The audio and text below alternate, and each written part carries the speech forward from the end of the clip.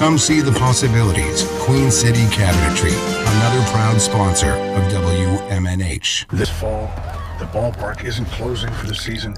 It's waking up. Step beyond the gates and into Fright Nights at the Field. An immersive haunted experience where the roar of the crowd has been replaced by whispers in the dark. Wander through twisted tunnels, ghost-lit corridors, and the stadium itself. Now home to the things that never left. Live scare actors, movie-quality sets, heart-racing encounters around every corner. The game is over, but the nightmare has just begun. Fright Nights in the Field. Dare to play after dark. You are listening to WMNH LP, Manchester's radio. Broadcasting from the top of 1000 Elm Street. Our studios are located at 119 Canal Street and licensed to Manchester Public Television Service in Manchester, New Hampshire. Contact us by email at WMNH953@gmail.com or through our website at WMNHradio.org. It's 9 o'clock. You're listening to Matt Connarton Unleashed on WMNH 95.3. Right now, the world radio premiere of the new single from Baronkismo. This is called Easy.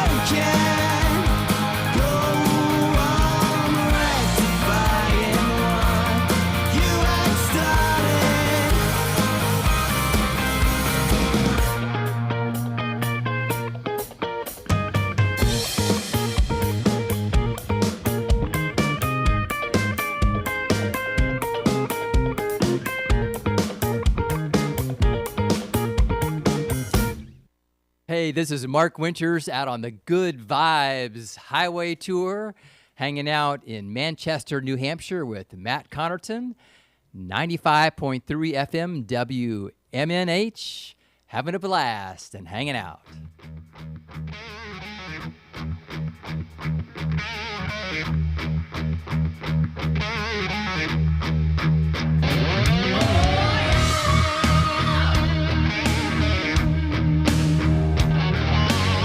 Welcome, everybody. Here we go. It is that time again. Matt Connarton Unleashed, and we are live from the studios of WMNH 95.3 FM in glorious Manchester, New Hampshire. Of course, streaming everywhere. MattConnarton.com/live for all your live streaming options, social media links, contact info, show archives, etc., etc. Today is Saturday, October 4th. Wow, already well into October. Well, a few days in. But time goes quick as we plunge into fall. But I am not alone.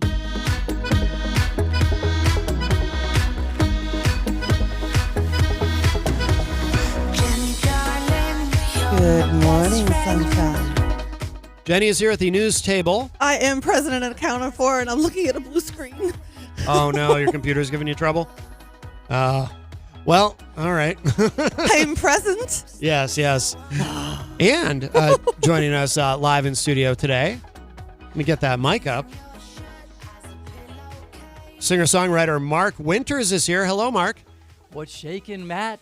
Welcome to the program. Oh, I'm loving it here. It's so beautiful in the area. And I have to say, I really love the tagline, Unleashed, for your show. That's pretty awesome. There's got to be a good story behind that. Well, yeah, you know what it was? So back when I started, because I started it as a podcast in 2011, and then in 2017, I had the opportunity to bring the show here to WMNH. Been here ever since. But originally it was just, I called it Unleashed because I was used to being a co-host on other people's shows.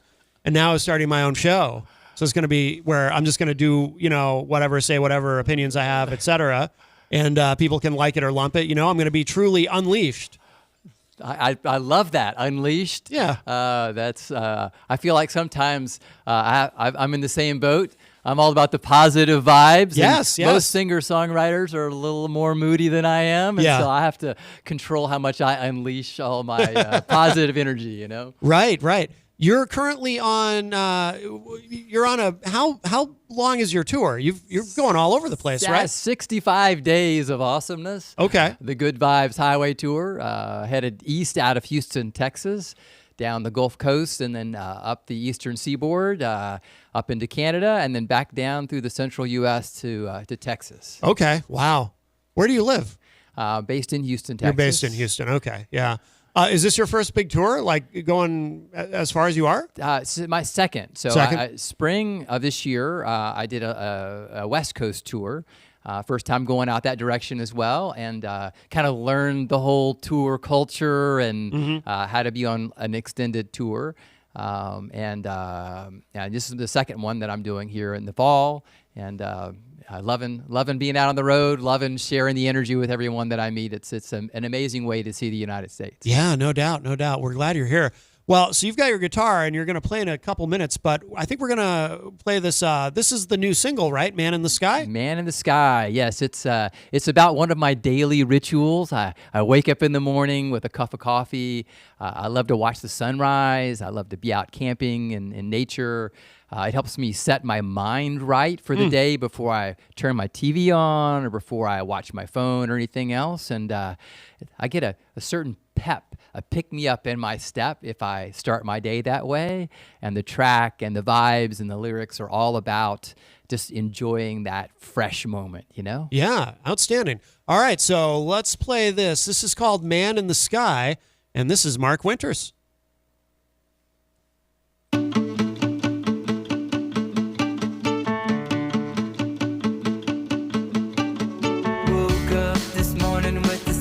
My guy painted pastel ribbon in my mind, somewhere in the clouds, calling me out.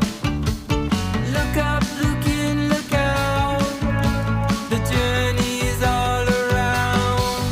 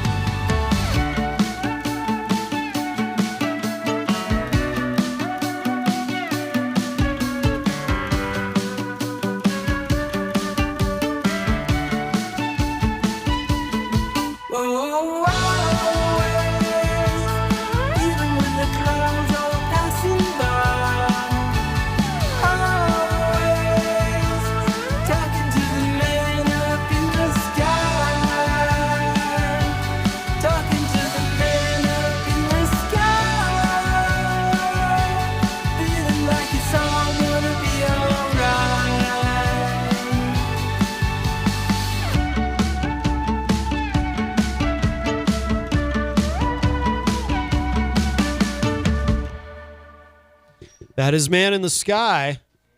And that is Mark Winters. And we have Mark Winters here with us live in studio on this Saturday. Great track. Very, very catchy. I love all the music you sent us. And we have another song, too, that we're going to play at the end of our segment today, another great studio track. But before we go any further, too, for those who are watching online on your platform of choice, whether it be Facebook or YouTube or we even stream on LinkedIn. But I want to show off for the camera this rubber bracelet, or what's the term?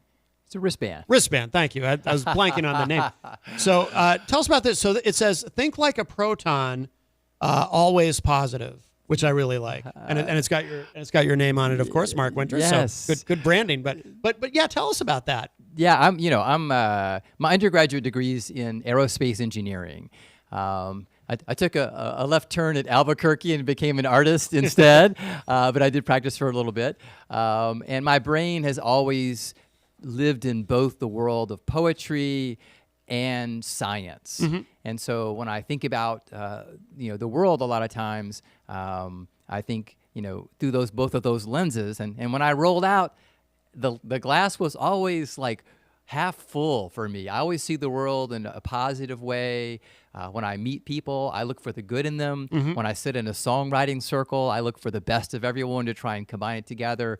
I've always had that sort of positive view of the world. Yeah. And it's hard for me not to put it in my lyrics. Yeah. And so when I show up to play a show somewhere, my goal is to create more positive energy for everyone who's attending a show for me. And if I've done that, then I've had a great day. Yeah. And I feel like I've contributed to the universe.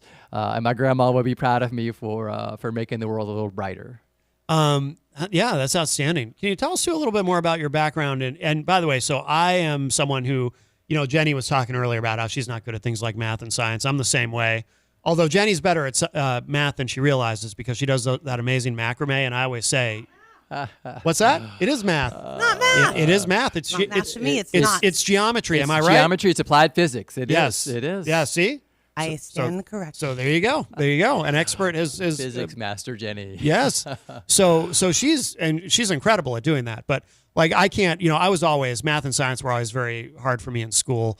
I excelled more with reading comprehension and writing and things like that. And history I was good at, but math and science I was always terrible at. But what is it that so obviously you're really good at those things, but what is it that brought you into music? And because you're doing this as your full-time career now, right? It's my thing. It's my vibe. Yeah. So in 2011, I wanted to do something musical. I never had done anything. Artistically, my grandmother, when I was 5, had taught me to write poetry. Okay. And so my whole life I've been writing poetry, which is amazing. I think that created the sort of juxtaposition in my brain of all these thoughts because I started with her. My inclination was math and science.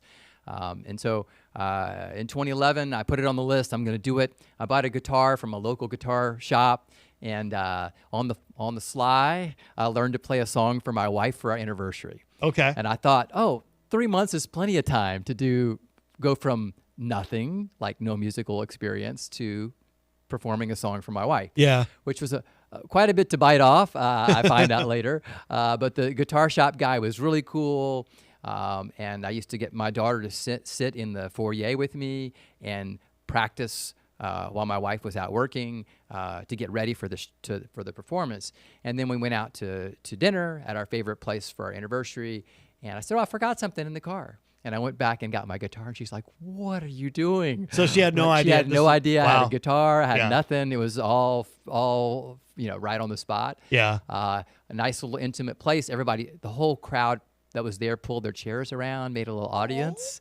And I had a giant anniversary card because I couldn't remember the lyrics and the chords all at the same time. Yeah. And my daughter had helped me bedazzle it. And so, a long-winded way to say, when I performed that song for her, it was so amazing, so emotional. The connection. When I write poems for someone, it's personal. When I read it to them, it's more personal. Yeah. When I sang, it was like, this is what I meant to do. Yeah.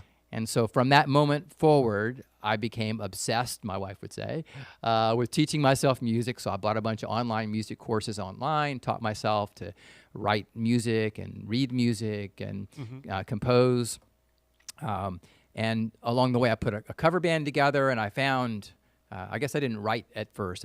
The cover band, I just wanted to play some shows with them. Yeah. And I found as I was singing other people's words, they wouldn't say what I wanted to say. Interesting. And so I started changing the lyrics. Oh, no kidding. And my wife was like, you can't change the lyrics. Right. I'm like, well, that's what I want to say. Right. And that led me to writing my own stuff in 2018.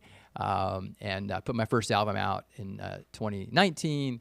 Started touring behind that. And, of course, COVID, like everyone else, kind of interrupted that whole experience. And so when COVID was happening, I went online because I wrote a 4-piece rock band format for my first album, soft rock. Yeah. And when I went online and started doing charity fundraisers, Zoom ticketed charity fundraisers to learn how to be a singer-songwriter proper. Yeah. And rearranged all my music and started writing in that lane. And I haven't looked back. It's been amazing. Wow. I just love the journey that I'm on and the people I get to meet. It's music theory must have been pretty easy for you, right?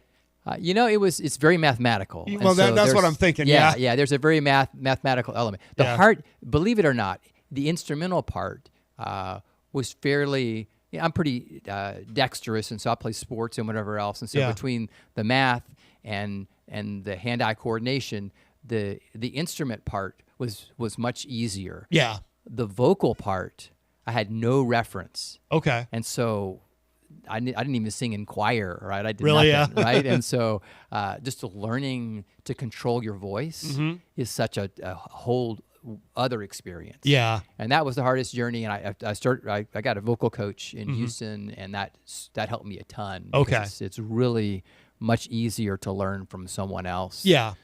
Vocals, vocals, your voice, that's the one instrument where some people, for whatever reason, they just can do it without even, I've met so many people who it's like, oh, did you take lessons? And they say no, they're just able to do it. You know what I mean? I've always been very jealous. I'm a bass player, and I can sing. Like, I'm not a bad harmony singer. I can kind of find the octave and lock in, but on my own I get lost. And I went through 3 different vocal coaches, and nobody could get me to where I wanted to be with it.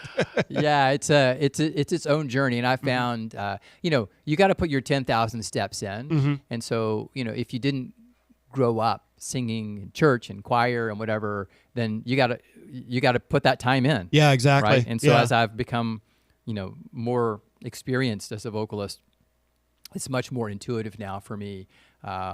I sing in a trio back home, and I sing harmonies. Nice. Yeah. And so, and the lady I sing with is very well trained and very precise. And so all the people around you start pushing you to develop your skill. Yep. And I'd say now it's a lot more intuitive. When I pick up a song to write, or pick up a guitar to write a song, it's very easy for me to sort of craft a melody now on the fly, where 2 years ago it was much more difficult. So really? Yeah. it's becoming intuitive. Yeah, that's excellent. Yeah, that's great.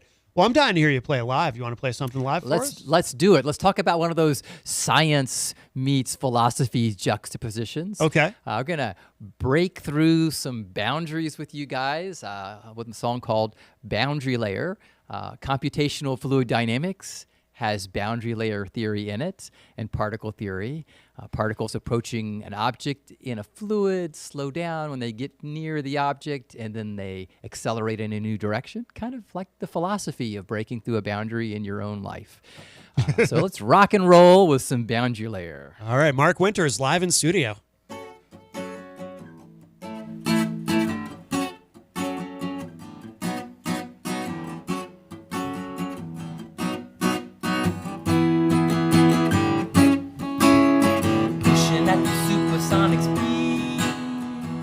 I can see what I need.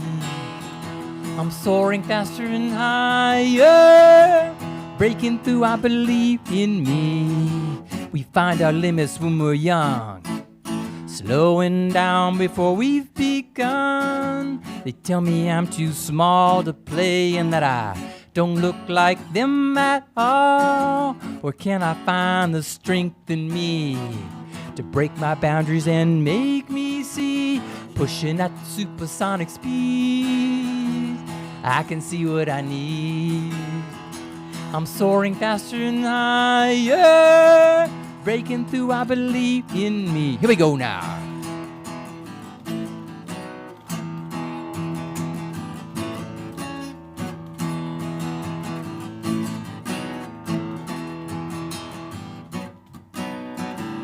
get a job and find a life. Listen to everyone's advice. They tell me I'm too old to change and that I need to rearrange my mind. Where can I find the strength in me to break my boundaries and make me see? Pushing at the supersonic speed, I can see what I need. I'm soaring faster and higher, breaking through, I believe in me. Here we go.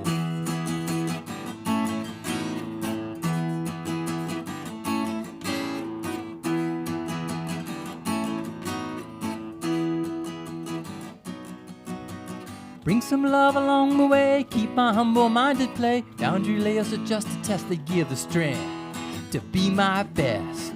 Bring my circle up with me, feel the love and loyalty. Boundary layers are just a test, they give the strength to be my best.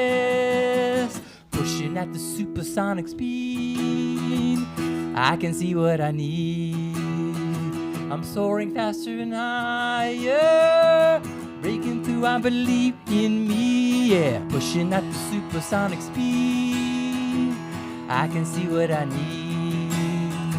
I'm soaring faster and higher, breaking through, I believe in me. Very nice, very nice. If you're just joining us, we have Mark Winters here with us, live in studio. He's on a tour, and he is in the area. That's what is that song called again?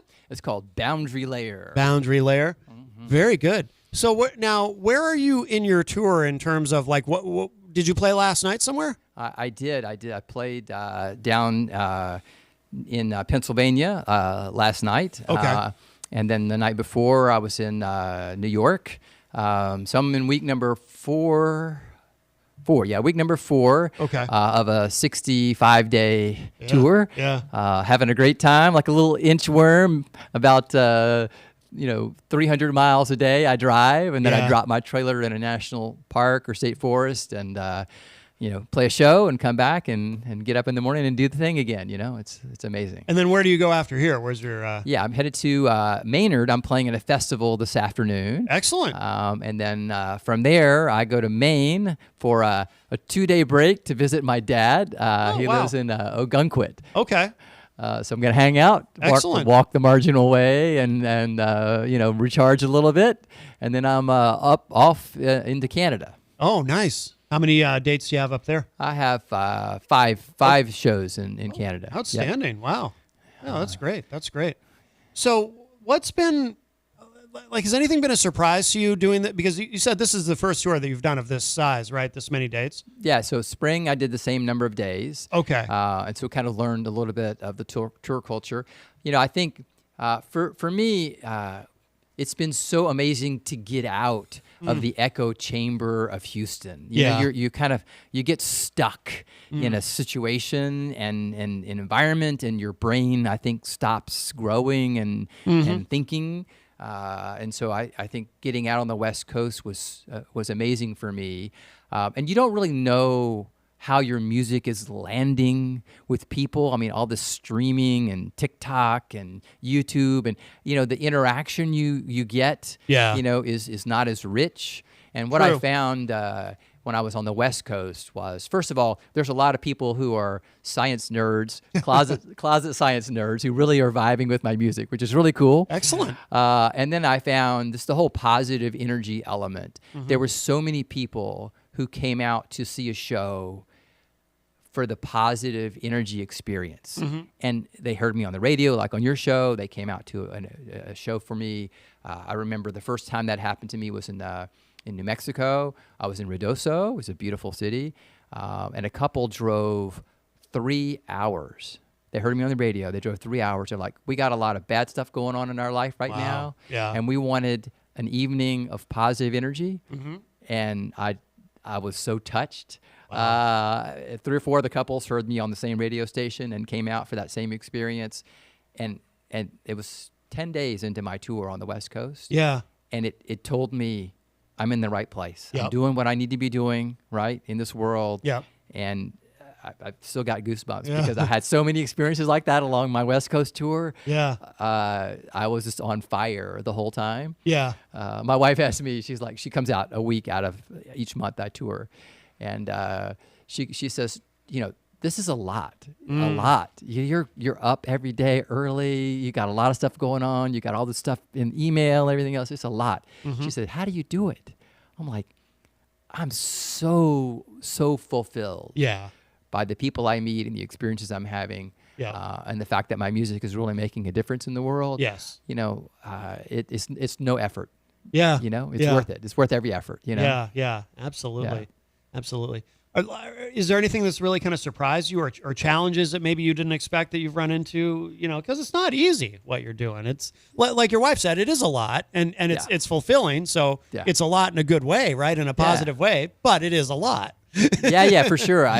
So I had never pulled a trailer before. Yeah. And so there was I rented a few and tried it out and kind of got the sizing and everything the way I wanted it and whatever, but I had never been out in the snow and the mountains and whatever. So there was a whole lot to learn about being cold in Canada or in the northern United States in the mountains that I didn't know I didn't even bring warm clothes with me on the tour. I had to stop at Walmart and buy some sweatshirts and whatever. No kidding. And then as a musician, you don't really know your music until you've been in so many rooms where the sound is just off. They've got the EQ on the monitor weird. You got all these weird things happen. You can't hear yourself. You can't hear anything. I remember I played a rock venue. They're trying to develop a songwriter night. Yeah.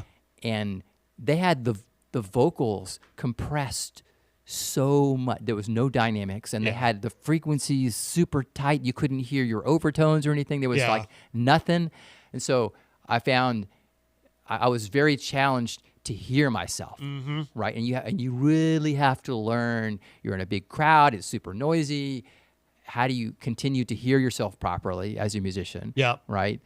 That was a hard lesson. It took me about maybe 4 weeks into my West Coast tour before I had played enough rooms that I learned the thing. Yeah. And then something I'm still learning.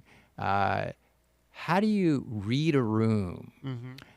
So a friend of mine is a brilliant songwriter from the Houston area, Ken Gaines. When I first started off as a songwriter, I asked if I could just follow him around for a few of his shows. He's very regionally successful, and just watch what he does. And he took me under his wing for 3 shows, and he told me his set list in advance, and he said, but I'm going to change it. And I'm going to change the intro and the outro and the story based on the room. I'm like, how do you do that? Oh, wow. Right? Yeah. And so he's playing the show, and then he would stop in the show and he'd say, Mark, this is for you. And he would make a change. Huh. He wouldn't tell anybody else what he was doing. No this kidding. is for you, and I knew what he was doing. Yeah. Right? And I'm like, okay, I got to know my music that well, right, to be professional. Yeah, right? To be accomplished. Yeah. And so I'm still learning how to do that. I think it's just a journey, that I'll probably be on forever, just learning how to read a room and land the story and music in a way that's gonna serve the room and the song the best. Yeah. No, that's that makes sense, and that is something you kind of that's not something anyone can. It's not something you can read in a book. How to do that? It's the only way. I wish you could, man. I wish you could read it in a book. Yeah, the only way. Yeah, really, the only way you can learn is by doing, and it can be tricky. Yeah. I wish it was a journeyman process. That would be great if I could just tack on to a touring guy who's a graybeard who could show me around. And teach me some of those things. But that's just not a part of a music program that I'm aware of. Anyway, I think that aspect is especially challenging when you're, a solo act, right? Just you and a guitar, because if you're in a band, there's a certain comfort to that and a safety in that, safety in numbers, no matter what the room is, you're up there with 3 other guys or 4 other guys or whatever the configuration is, right? Yes. But when it's just you, you're vulnerable, right? It's just you with the guitar. And you got to figure out how to read that room. When you're in a band, you kind of don't care. It's like, we do what we do, right? Yeah. But when it's just you, there's that added pressure of you really got to sell this. Yeah, for sure. And another thing I had to learn, I'm all about positive energy, and I can share a million stories, touching stories. But I have a few songs that are very personal, and I'm not used to like being super vulnerable when I'm performing. Yeah. And so another thing that I've had to learn, is stories are meant to be shared. I have a song, my grandmother, my poetry pal, who's no longer with me, but super influential in my life. I wrote a song because I continue to hear her voice talking to me and encouraging me. And it's original, real. It's her telling me things. I'm not sure where she's coming from. But I get so emotional when I sing that song and I tell the story, and it touches so many people in the crowd when I do that. Yeah. And they come up afterwards and tell me, hey, that song, your voice, I can hear someone from my life that's no longer with me. Yeah. And so learning how to be vulnerable is something I'm learning still. I have some more personal songs. I'm scared to play them live. They're going to come out on an album that's coming up next year. Yeah. But I'm scared to play them live because they're sort of raw emotions, you know? Yeah. And but I got to learn. I've got to learn to do that. Yeah. Yeah. Well, do you want to play another live one for us? I will. I will do that. So this song is it's a song called Signal. It's all about being aware of the energy that you're putting out in the world and the energy that you're taking in from other people. Like we're all little radio stations, Yeah. And I like to think about my channel being sort of the positive energy channel. Yeah. And have friends who live on both ends of the spectrum, which helped me write the song, right? Yeah. Because no matter how good or bad you are, other people's signals affect you and your perspective on life for that day and in that moment. It's single. This is called Signal. All right.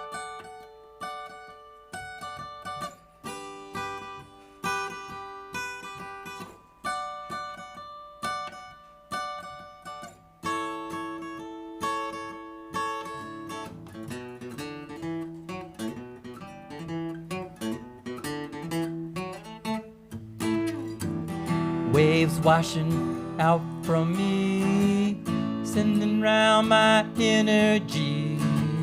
Sometimes bright and shimmering, sometimes dark and stifling. Crashing into the walls and floors, seeping into your minds and more. Should I keep spewing random feelings? No, I should focus my mind on healing. I'm taking it in and putting it out. I should clear up any lingering doubts.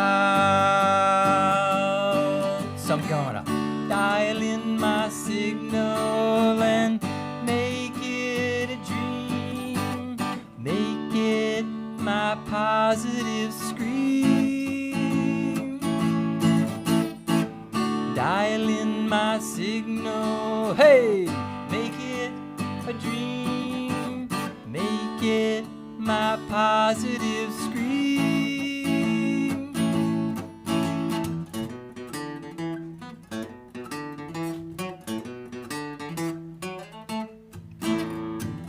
Changing my mind to create a layer. Intensity's fine if your heart is there. Radiating the thoughts you want the most is a powerful, purposeful piece of prose. Reading the vibes back from within, I can tell if what I'm putting out should get back in. Not by accident should I send the negative. Bring out the best and share that narrative. I'm taking it in and putting it out. I should clear up any lingering doubts. I'm gonna dial in my signal and make it a dream. Make it my positive scream. Dial in my signal and make it a dream. Make it my positive scream.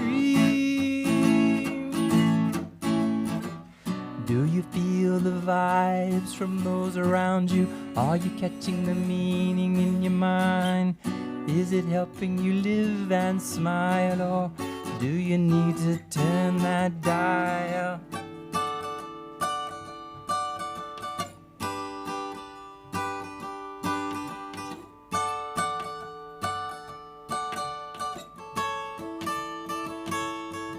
I'm gonna dial in my signal and make it a dream. Make it my positive scream. Dial in that signal and make it a dream. Make it my positive scream.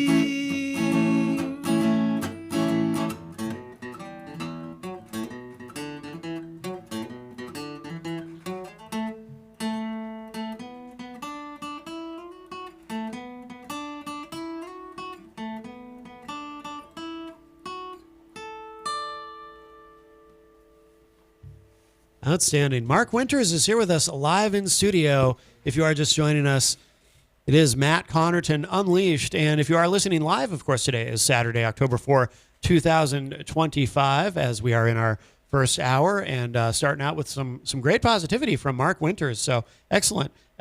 So when you do this, when you play live, do you ever have anyone join you, or is it always you, or?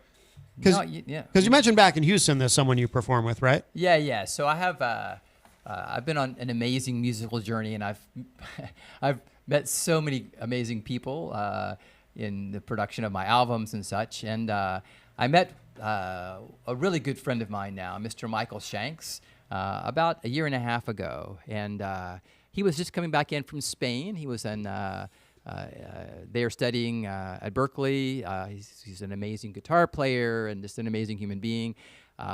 He and I were talking with a producer that was working on a song for me. And so he and I started playing. When he was there, I just loved his energy. And I said, hey, when you're actually back in town, you want to hang out together, maybe play a few songs. Next thing you know, we struck up a great friendship. I started inviting him out to play at shows with me. We have this, I'm competent on the guitar. I played lead guitar, but I'd say I'm just sort of competent. Sure. He's phenomenal. Okay.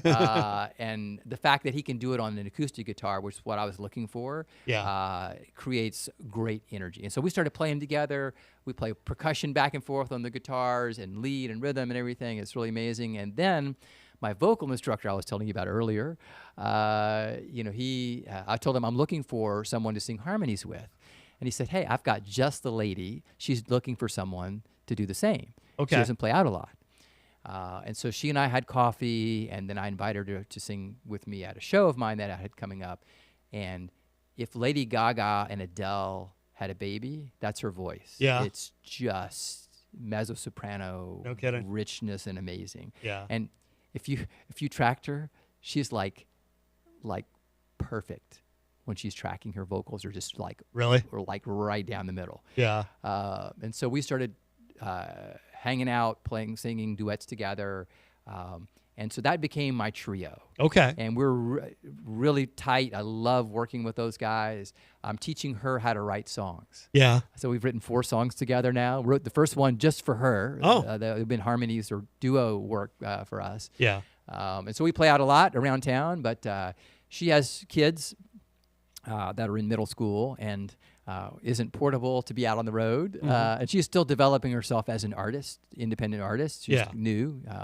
And so I'm hopeful to have her and Michael both out on the road. Oh, cool. As I get back through the area here maybe next year. I'm still developing a following that makes it worthwhile for everyone to come out. If you don't sell enough tickets, it doesn't work for people who have families to feed. So so I'm working on developing us as a trio more, and you'll hear her singing harmonies and background vocals on some of the songs in my Acoustic Me album. Okay. That's the live sound between the three of us. That's what I wanted to capture. And so that is all three of us performing in that on that Acoustic Me album. Oh, cool. Very nice. Very nice. So how many albums have you recorded at this point? So there are 3 albums that are out. Yeah. The first one is called Slipstream, which is a scientific principle of being like tucked behind someone, like a duck. Okay. The person up front's working harder than the people behind them. Okay. Okay. And I felt like I was sort of drafting off of a lot of amazing musicians who were helping me create that album. Yeah. And so that's the first album I put out, kind of a 4-piece light rock band format. And then I put out Boundary Layer, which was my album on the other side of COVID, still 4-piece rock, light rock. And then I started leaning more heavily into the singer-songwriter mode. And so I rearranged a lot of my music to be singer-songwriter formatted. And this Acoustic Me album I was telling you about is sort of reimagined. It's got a few new songs on it. Yeah. And then I just put out E = MC squared, which is my latest batch of songs that a friend of mine, John Edward Ross, helped me produce. And I'm slowly, these 2 new singles that I've just put out, Fake Gravity and Man in the Sky, are part of an album that's going to release next year called The Science in Me. Okay. So that would be 4 into, when that album comes out, that'll be the 4th album. Okay. So where do you record? it's I've recorded my very first album. I met a guy. I went looking for a producer. I'm a pretty thorough guy, so I went and interviewed a bunch of producers and told them, look, I'm the new guy. I don't know anything. I'm going to be annoying to work with because I'm going to want to be in the middle of everything because I'm learning. Yeah. Right? Yeah. And so I looked for a producer who was friendly for that.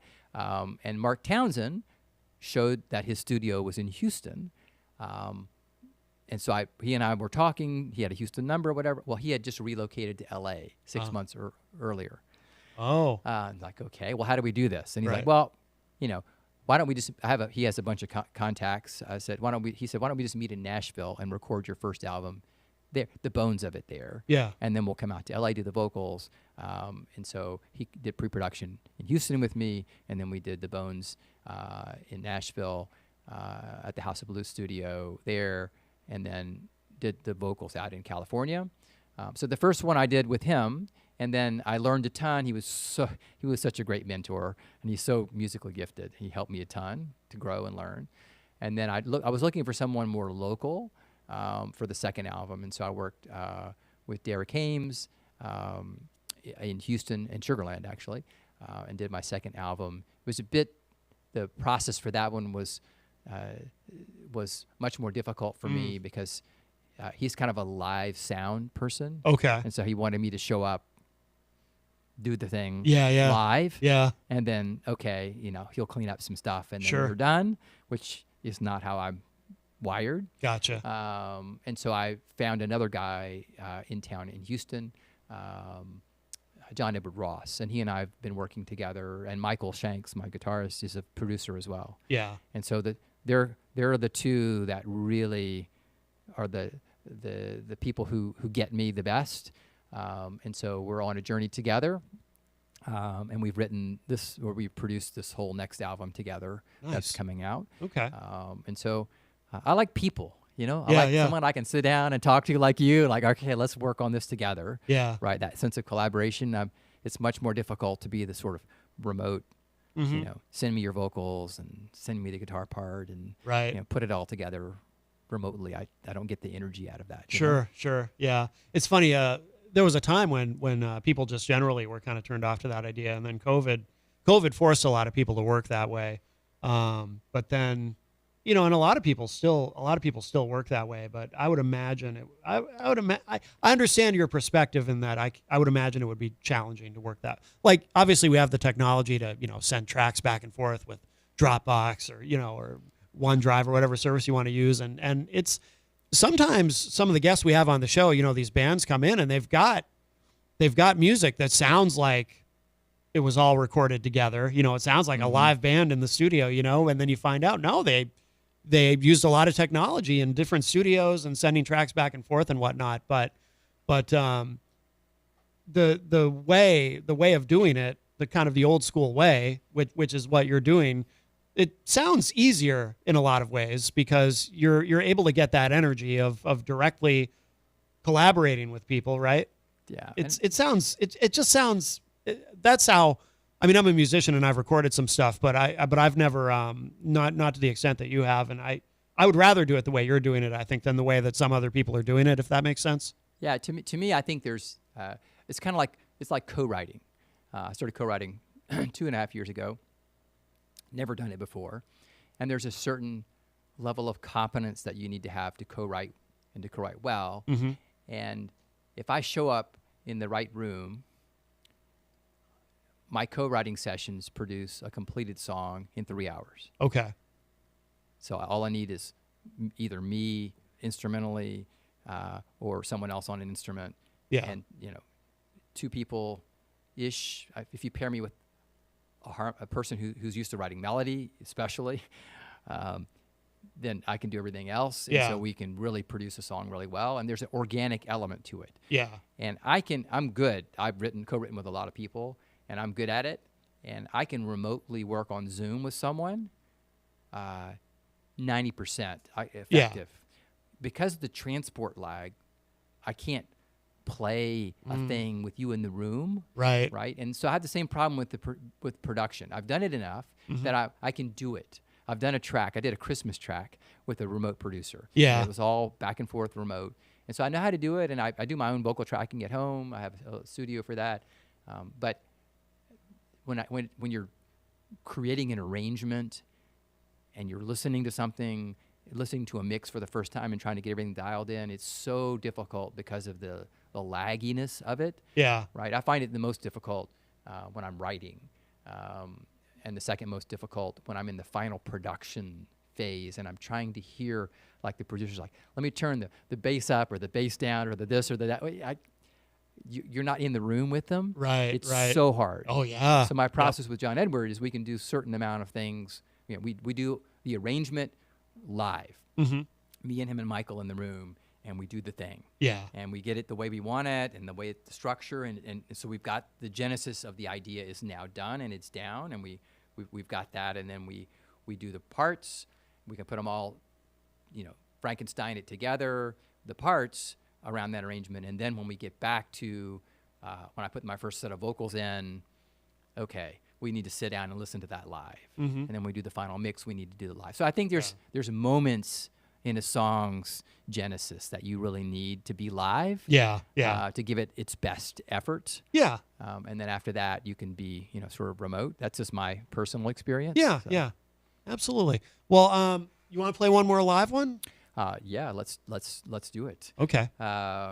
So this next tune I'm going to play for you is all about me getting out of a bad mood. Okay. So even when I'm writing about a bad mood, I have to put a little positive spin on it. I was in a bad mood about 2 years ago, and I have a lot of crazy hobbies, surfing and rollerblading and motorcycle racing and whatever. Anything that my hair is on fire for. Yeah. And that usually gets me out of any funk I'm in. Yeah. Usually just a run does. But I got in a bad mood and I couldn't get out of it. And I said, you're a songwriter. You should write a song about it, at least share the fact that you're in a bad mood, and ultimately ended up helping me get out of the bad mood. It's called 7 Deadly Moods. All right. Mark Winters live in studio.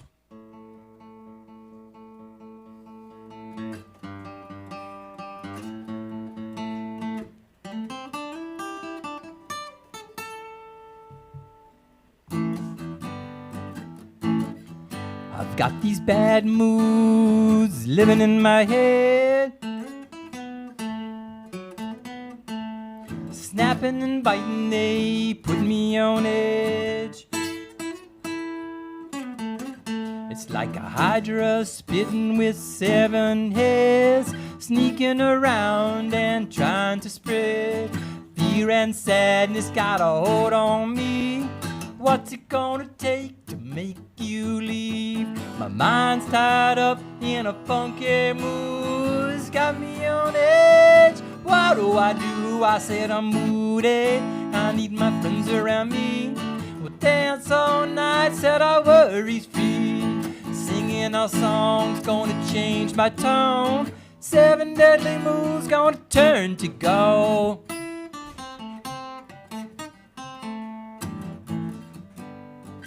Here comes those bad moods creeping back in. It's lonely and quiet just sitting on my couch. No one's around to help me out.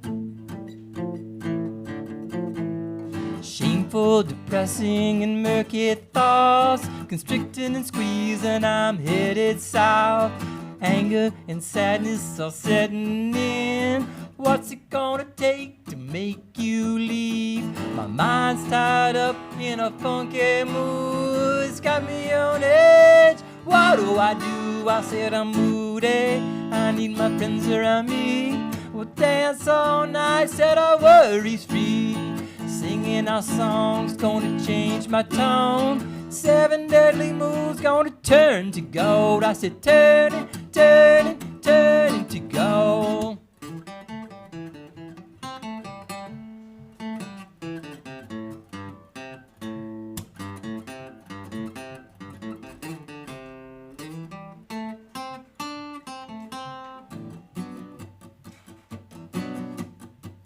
Seven deadly moods sitting in my head.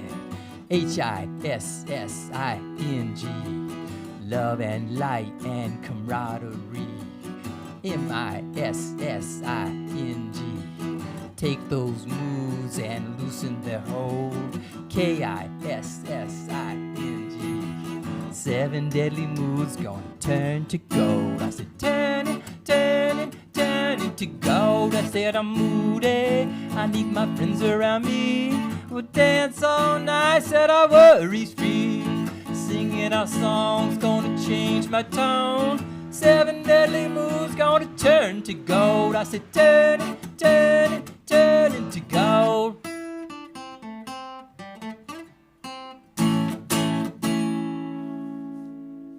Oh, wonderful. Mark Winters, live in studio. Mark, thank you so much. This has been wonderful.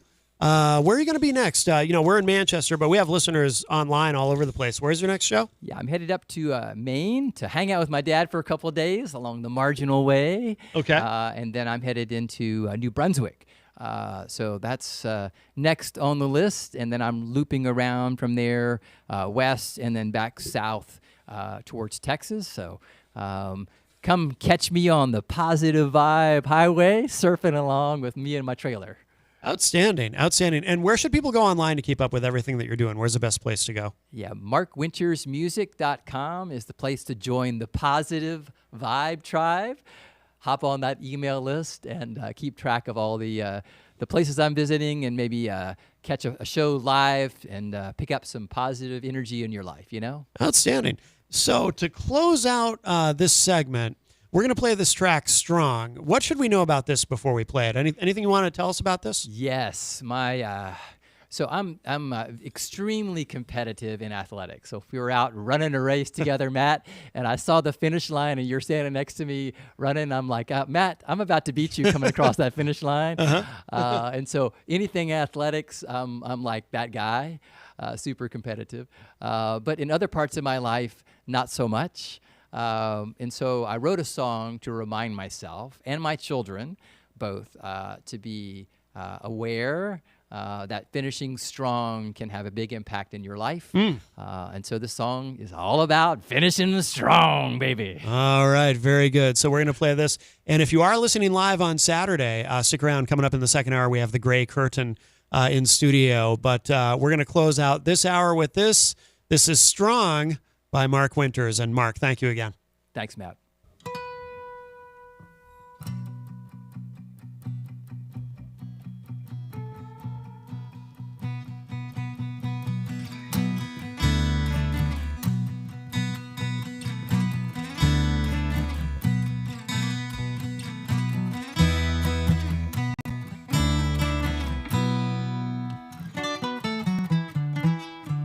Well, baby, life has its twists and turns.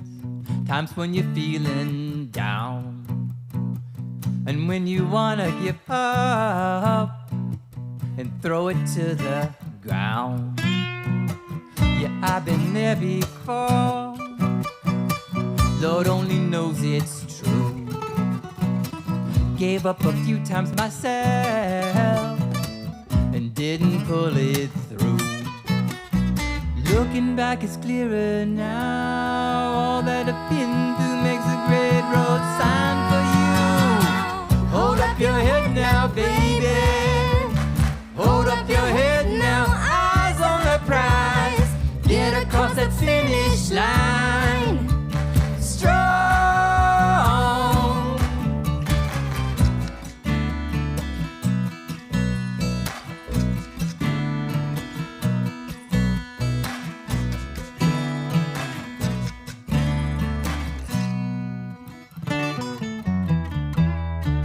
When I watch you grow, trying hard to find your way, falling down and looking around, what should I say?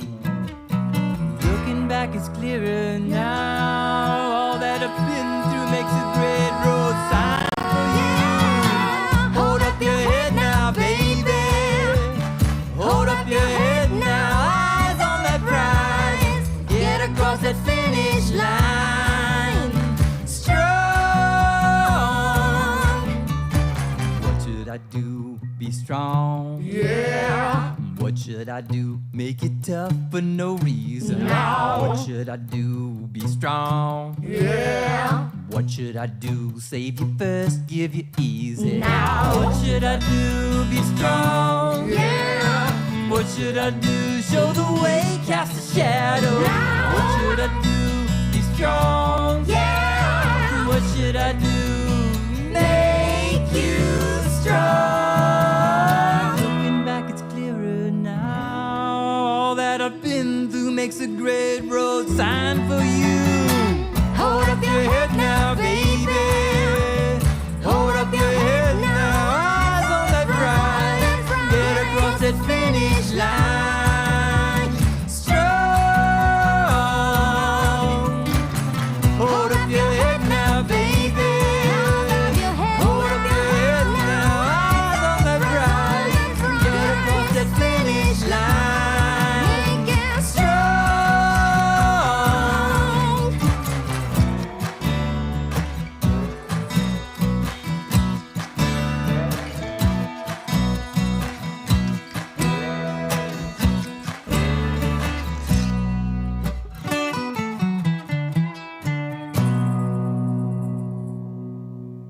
This fall, the ballpark isn't closing for the season.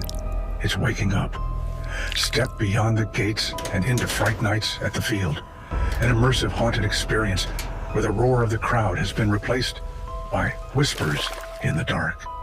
Wander through twisted tunnels, ghost-lit corridors, and the stadium itself. Now home to the things that never left. Live scare actors, movie-quality sets, heart-racing encounters around every corner. The game is over, but the nightmare has just begun. Fright Nights in the field. Dare to play after dark.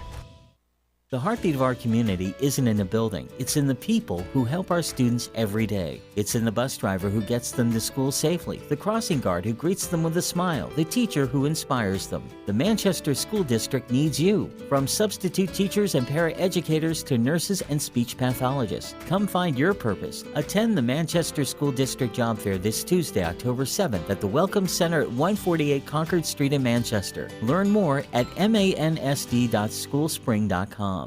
Luigi's Pizza Bar and Grill. For everyone, let's raise a slice on high with toppings all around.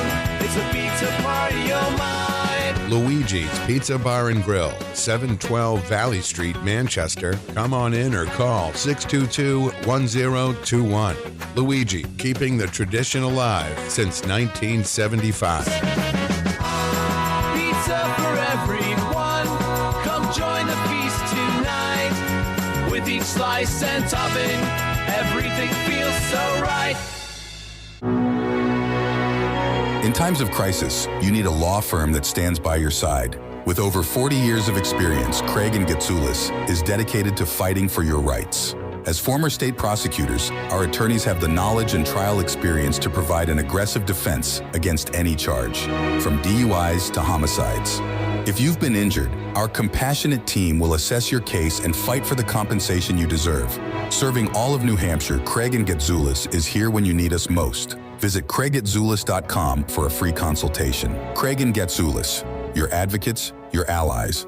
Bring your kitchen to life with Queen City Cabinetry, located at 87 Elm Street in the historic Sunbeam Mall in Manchester. Open Monday through Friday, 9 a.m. to 5:30 p.m. and Saturdays, 10 a.m. to 2 p.m. They can be reached at 603-222-2007 or on the web at QueenCityCabinetryNH.com. Come see the possibilities. Queen City Cabinetry, another proud sponsor of WMNH. Hey everyone, this is Rob Azevedo, host of Granite State of Mind, and I want to tell you about Pembroke City Limits in the historic Suncook Village. PCL is an award-winning bar, restaurant, and music venue where there's live music 5 days a week and twice on Saturdays. Everything from blues, country, folk, funk, and a whole lot of jazz. We have 12 craft beers on tap dedicated to local brewers in the area and some of the friendliest bartenders around. Please come visit Pembroke City Limits at 134 Main Street in the historic Suncook Village, only 6 miles outside of Manchester. Open Tuesdays to Wednesdays, 4 to 10, Thursdays to Sunday, 11 to 10. Pembroke City Limits, where it's all about the music. Diz's Cafe is the place to put a smile on your face. Judy and the crew will take care of you. Bring your appetite and treat your taste buds right. Diz's Cafe is always a winning choice. Breakfast, lunch, or supper. Diz's Cafe at 860 Elm Street in downtown Manchester. Dine in, take out, or make a reservation. Call 603-606-2532. Eat, drink, and be happy.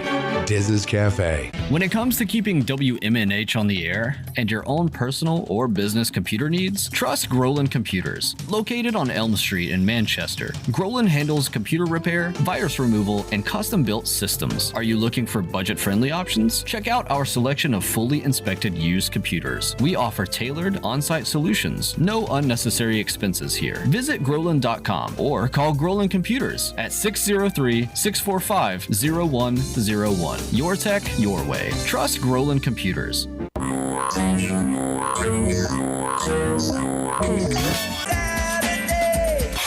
Midnight. 7 times out of 10, we listen to our music at night. Thus spawned the title of this program. Late Night Delight with DJ Midas, right here on WMNH Manchester. You want to know why? Because I'm on the radio. Saturdays and Sunday nights, midnight to 4 a.m. This hour on WMNH is sponsored by CGI Business Solutions, located at 5 Dartmouth Drive in Auburn. They serve all your business needs, including employee benefits planning, corporate design and business administration, investments and wealth management, and customized business insurance solutions. Their phone number is 866-841-4600 or on the web at cgibusinesssolutions.com.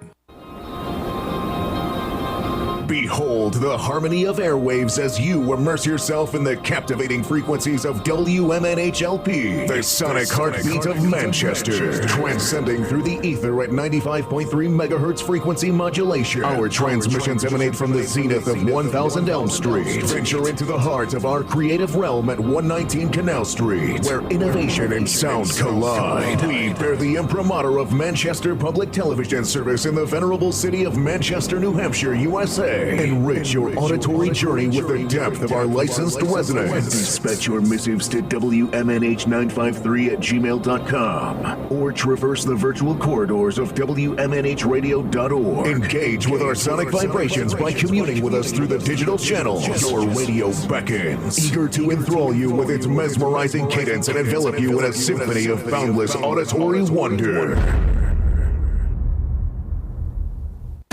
WMNH, rip the knob off. You're listening to Matt Connarton Unleashed on WMNH 95.3. Right now, the world radio premiere of the new single from Baron Kismo. This is called Easy.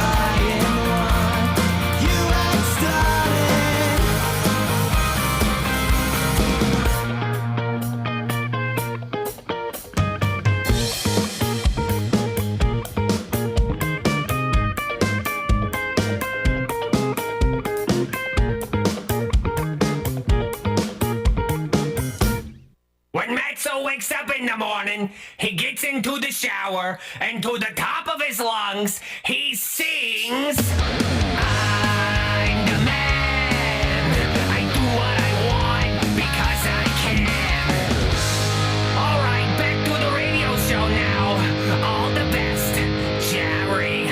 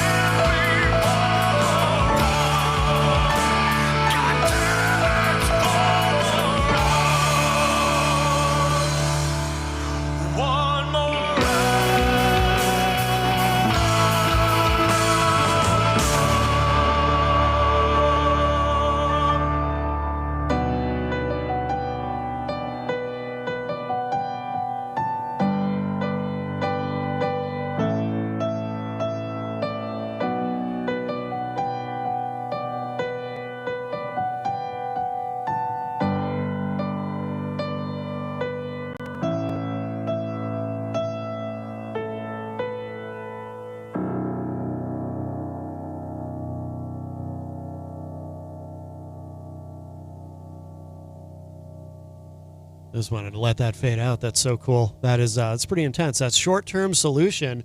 The band is The Gray Curtain, and we've got Dennis and Troy. We're going to speak with them in just a moment. Welcome, everybody. If you are listening live on Saturday, we have entered hour number 2, numero dos, of Matt Connarton Unleashed, and we are live from the studios of WMNH 95.3 FM in glorious Manchester, New Hampshire. Today is Saturday, October 4, 2025. Jenny is here, of course, at the news table. Present and accounted for. And let's talk with these guys. Dennis, you've been on the show before, of course. Yeah. You've been on a couple times now, right? I've been on the show with you guys twice. One in person, one over the phone. Oh, that's right. That's right. Yes. And Troy, this is your first time here, right? Yeah. Thanks for having me. It's great to be here. This is actually the first time on the radio. It's no really, kidding. Yeah, really cool to be here and well, have welcome. this experience. Thank you. What do you do in the band? I play guitar. Okay. Yeah. Okay. Excellent. So the song we just heard, Short-Term Solution, is that new? Is that a new single? Or No. Short Term is part of the first album, Shadow of a Man. Okay. Came out around 2014, 15, 16. Okay. And it's one of the older tracks. Yeah. Now, what is the meaning of that song? Because obviously, I mean, there must be a reason that you chose that for today. That was one of the ones you sent us. Well, we talked a bit off air about this, but during 2012, I was 2011, 2012, I was going through a downward spiral where I was kind of alienating everybody around me and going through a very dark period of my time, my life, and basically drinking myself into an early grave. The entire album, Shadow of a Man, is based on that time where I would get up in the morning drunk, start drinking, go over to the bar, spend most of my money at one bar until they told me to leave, go to the next bar in my hometown, drink until they told me to leave, go home, pass out, wake up, do it all over again. Yeah. And I remember a quote at a show, at a benefit that we were playing, that suicide is a permanent solution to a short-term problem. Mm-hmm. And that's kind of what kind of jolted that song into existence. Okay. Because drinking was always my short-term solution to getting through the day. Because the moment I would sober up, I'd have to face reality, and I didn't want to do that. Right. But luckily, this album, this project has helped me in a lot of ways get through a lot of my demons. Mm-hmm. I still suffer a lot of days, and unfortunately, people around me, thankfully, have a lot of tolerance for that. Yeah. I guess that's the word. I'm tolerated by a lot of people in my life. We love you, Dennis. Thanks, man. I was going to say, you're obviously, valued and loved, I mean, it's not tolerating you. It's, obviously these people care for you a great deal.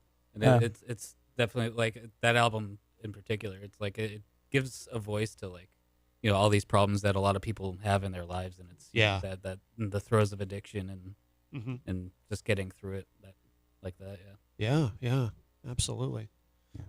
Do people come up to you at shows or contact you online who've listened to this music and kind of reach out and say, hey, I can relate to this, or this has helped me in some way? Or Yeah. I when it first came out, it not so much. I don't know what happened. Maybe the environment has changed over the last few years, where talking about mental health has become okay. Yeah, I think it's much less stigmatized than it used to be. That's the word. Yeah.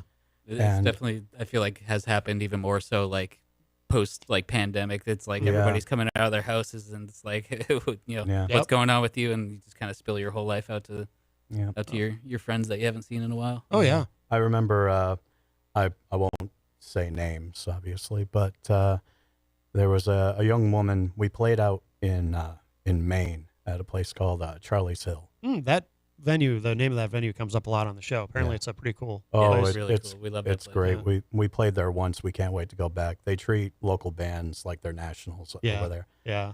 And I remember this one woman came up to me. Couldn't have been 21 yet. And when I'm on stage, I like to let people in the crowd, whether they need it or not. I just want them to know that if they feel isolated, if they feel alone, come to me. Mm-hmm. Because I know what that feeling feels like. I know what it feels like to isolate yourself. Yeah. Whether it's on purpose or because, you just don't have anyone to talk to. Yeah. And I had the chance to talk to her, and she told me how she was having suicidal ideations and she couldn't escape it no matter how hard she tried. And we talked for a good 3 hours. And when I just remember her face when she approached me, mascara coming down her face. And after she walked away, I noticed were you still there, Troy? I might have left before. There was a line of like probably 5, 6, 9 people wanting to talk. 3 o'clock in the morning. I'm still out in Maine talking to people. Yeah. My friend John, who came with me, John Foley, shout out to John. Shout out to Foley. Yeah. He came with me, and I think it was 8 o'clock in the morning. We finally got back to the Worcester area where we're from. Yeah. And I don't know how to explain it, but I felt so much lighter. No kidding. And I felt like I had actually done some good. Yeah. Not just for myself, not just to spread a message of self-awareness and making it okay to talk about these things. Mm-hmm. But I have always, in my heart, I always want to help people. I always want to let people know that it's okay to not be okay. Right.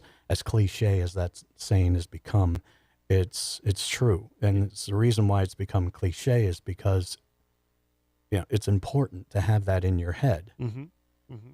And that's really where our music stems from. I talked to you about this the last time I was here. All of our music is based around a town called the Town of Apathy. And I created that after reading, or not even reading, listening to a quote from Henry Miller that said, the best way to get over a woman is to turn her into literature. So I created this town with all of my hurts, habits, hang-ups, all of my bullies, every bad memory I've ever had. Yeah. And created characters and put them in a town that they can't escape. Yeah. The first album is a fictional character by the name of Nathan Knopf, loses the love of his life, and the album takes place the last day and a half of his life. Second album is about a different character going through a different thing. Third album's going to be about different characters going through a different thing, but they're all going to be based around how people can relate to some form of mental illness. Mm-hmm. And more than anything, I want these songs, these albums, the script that we're writing, to go along with it. The graphic novel that I've been working on, I want everything that we do to help people and let them know that they're not alone. Yeah. Yeah. That's excellent. Yeah. Were you starting to say something, Troy? Well, I guess to piggyback off of that, with the songwriting process in particular, with the script that he's writing, it's cool to have a feeling to attach to the music that we're writing, rather than here's this cool song that I wrote. It's this whole story that we're trying to tell with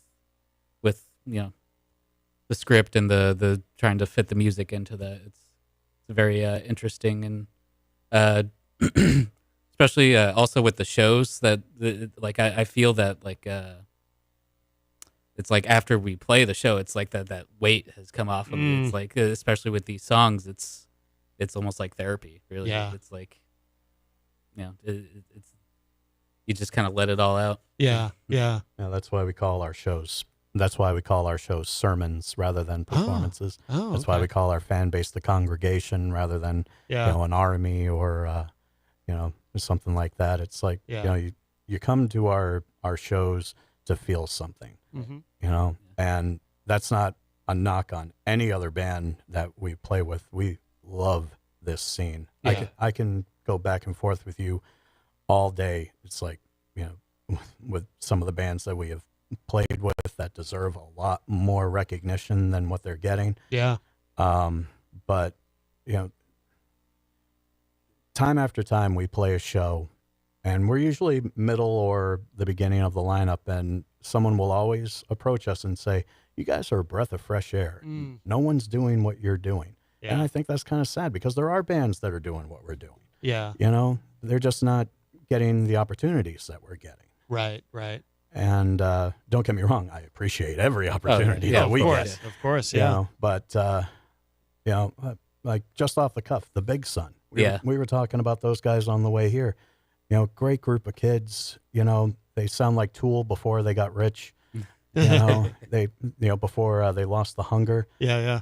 Scarecrow Hill. Oh yeah, love them. We had them on. Yeah. And I listened to that interview. It was the first time that I had ever been name dropped. Oh, no kidding. Yeah. I was like, oh, that's cool. Yeah. But Tyler, lead singer Scarecrow, is now our drummer. He is. Yeah. He loved us so much, and like we kind of built this friendship with him, and he's like, I love you guys so much. Oh, that's awesome. Yeah. I was kind of surprised to find out when he played drums, and like we were having issues finding drummers, and he was like, I mean, I'm down to fill in with you guys, and then we just kind of like begged him to be like, please. Begged being the operative word. Yeah. Practically on our knees, like, please, Tyler. Oh wow. Yeah. Oh, be damned. That's cool. Yeah. But yeah, we've had such a connection with those guys since summer last year when we played Electric Haze, and I think we played like 12 or 13 shows with them since. I've been on stage with them a handful of times, just doing a couple of tracks here and there. Yeah. I can't say enough about how much I love Scarecrow Hill. Yeah. Fear the Masses, love those guys. Anaria, what a voice Jessica has. It's just my point being is this scene is it's filled with so much talent. Oh, absolutely. Absolutely. Yeah. So when we get the opportunities that we get, we like to share as much as we possibly can. Yeah. But like we're hungry. We want to venture out and play around this country, around this world. Just spread a message that it's okay to not be okay. Right. But I can't I can't thank Troy enough to with being in this band. Everybody that has been part of the Gray Curtain over the last since 2014. Oh wow. Yeah. Over 10 years. Yeah, over 10 years. Great group of musicians. Obviously parted ways for one reason or another. Sure. But I can't say enough good things about everyone who has taken part of this journey with me over the last 11 years. Yeah. Just Now, how did you guys come to work together? Oh, you want to take this? Yeah. So oh my God, how far back do I go with this? Okay. So a band that I was in a long time ago, Fatal Defiance, we had actually played at the Bungalow before it closed down. I'm happy that that's actually coming back. Oh. But I'd played a couple shows with our bass player, Sean, his band, Inman. Okay. So we kind of got to know each other through that. And then a few years later, like we started, like, hey, do you want to try to get something together here and work on some stuff? And then a few months after that, he makes a post on Facebook like, hey, any of my friends that play guitar are interested in joining a band. So I was like, hi, me, hi. And he's like, yeah, check out Grey Curtain. We're looking for guitar players. I guess he was going to play guitar before, but wanted to play bass. Yeah. So yeah, I checked it out, and I like fell in love with the music instantly. So Yeah, it's like there was something very special about this band that I just really wanted to be part of, and really happy to be part of it. Yeah. So thank you, Dennis, for that. So were you there from the beginning then? So are you an original member? Or No. I joined, God, probably 2 years ago. Almost. Oh, okay. So Yeah. you're relatively new then. Wow. Yeah, Oh, yeah. Okay, gotcha. I'm the only original You're the member only- left. Okay. Yeah. Is it has it been challenging at all over the years with, like you said, people come and they go. I mean, has that been a challenge for you, or has it been relatively easy to find people who fit the project, or? Honestly, in this area, it's very tough. Mm. And again, I'm an eclectic music lover. Yeah. So this is but this scene is mostly metal, and at least what I've seen. And our friends in the metal community like to make it very known to us, we are not a metal band. Right. And it's like, yeah, I know we're not. So it's difficult when it's like, okay, I need my eclectic musician friends to come and do this project with me that already has 2 albums worth of music. Mm-hmm. And some musicians, they don't want to do the whole theme album, Right. the whole concept album thing, so they bow out as well. Some musicians, like Tyler, are in multiple bands. Yep. So it's tough, and especially after someone leaves. Mm. So I started this band with Jim Miller, and when I got the opportunity to play at Foxwoods, it was our first show. Mm. He was the first person I called. I became very close with him over the past, the next almost decade. Yeah. And it really broke my heart when he, his brother, and our drummer at the time, Sean, different Sean, all left because... Wait, they all left at once? They all left at once. Oh, my God. Yeah.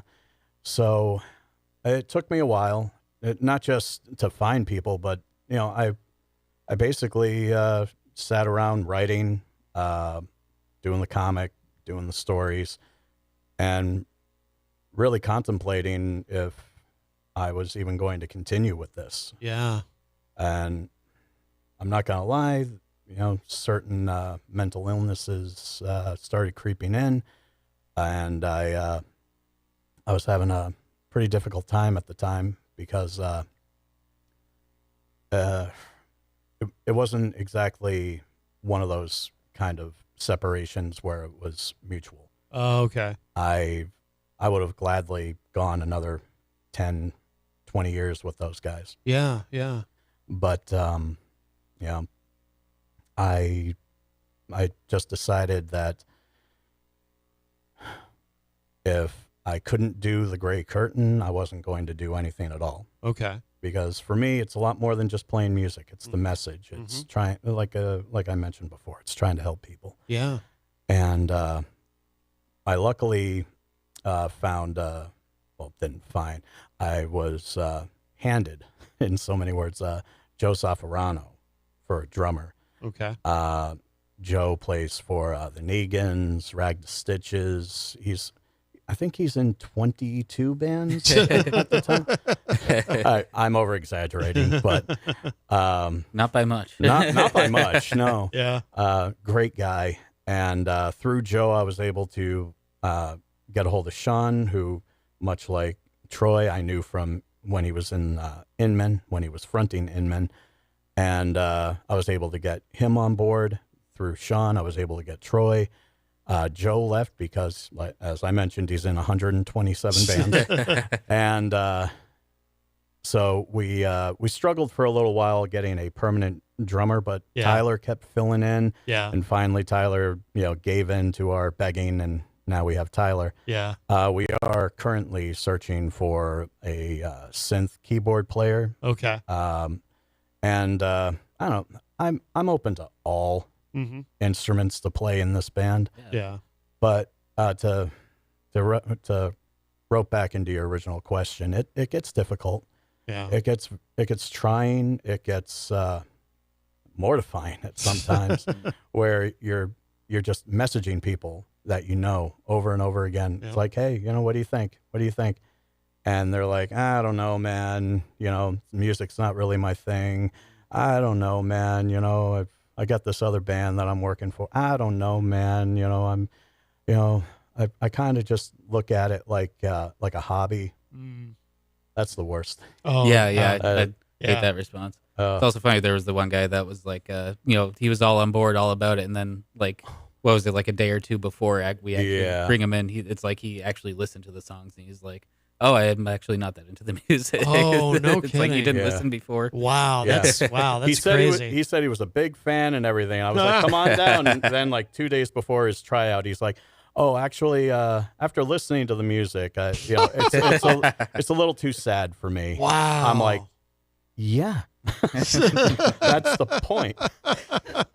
Oh, wow. Yeah, so it gets difficult because we are kind of like right in the middle there, where we're this group's cup of tea by like a mile, and then we're not this group's cup of tea by a mile. Right. So it gets difficult, very, very difficult sometimes. Especially with drummers, right? Because that's been a running theme on the show over the years. Like every drummer's in multiple bands because there's so few drummers. So few. Yeah. I have nothing but love for the bands that have a drummer that only drums for them. I wish I had their magic to just make a drummer appear like that. Yeah. Like Scarecrow's drummer, Brendan. I cannot stress enough how amazing Brendan is. It's like before Tyler said that he would play with us, I was just like, hey, what what's Brendan doing? Yeah, what do you think Brendan's doing? And it's the same thing with the drummer for the Big Sun. Really? Yeah. Oh, Nick is just unreal talent. So like, there have been a couple of times where I've been like, hey, let me talk to you. How serious are you with this band? No, that I wouldn't have actually done that. Right. But I have like approached a couple of drummers just to be like, hey, do you have the time to maybe put another project in? Yeah. But the answer is usually no. Yeah. Because the drummers that I mentioned, Brendan and Nick, like they are so passionate about this one project that they're in, and rightfully so. Scarecrow's amazing, Big Sun's amazing. Yeah. But they would never be like, yeah, I got to split my time between you guys who are doing like all of this stuff that has nothing to do with music. Right. It's like we're a multimedia type of project where, a lot of bands are just strictly about the music, strictly about enforcing what their message is. Yeah. And I completely understand their point of view, where it's like you don't want to overload yourself. Right. But like you said, the scene is just deprived of. It's a desert trying to find a drummer that isn't in 12 bands. Yeah. Shout out to Joe Zaffarano again. If you're just joining us, we're talking with we have Dennis and Troy here from the band The Gray Curtain. And so have you guys not been with the current situation, so you're looking for a synth player. So are you guys not playing shows currently, or are you just, no. Yeah, we got shows. What you just doing it without any keyboard? Yeah, we have a show at Ralph's Rock Diner in Worcester on the 10th. Yes. Oh, we have nice. We have a show at Terminus on the 11th. Oh, excellent. With all of our friends. That show at Terminus on the 11th is just family. It's Scarecrow Hill, it's Devil Inside Us, it's Fear the Masses, and it's us. Yeah.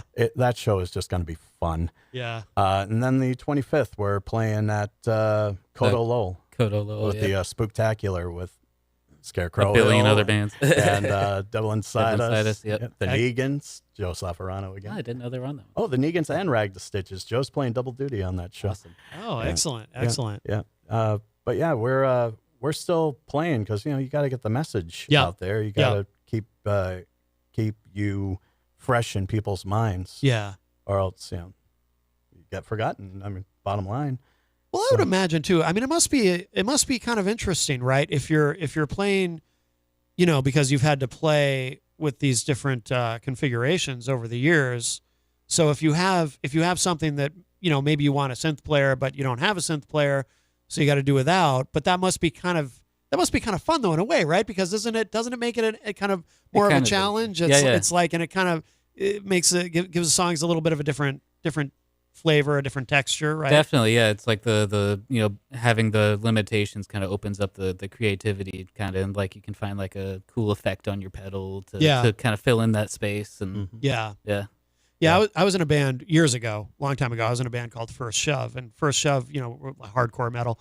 We'd always been a 5-piece, and because we had 2 guitar players, and we had a guitar player leave, and just Rich Burke, who was he was the only original member of the band at that point, so he was kind of the de facto leader. So we all kind of looked to him, and he said, "You know what? I don't think we need to replace Dave.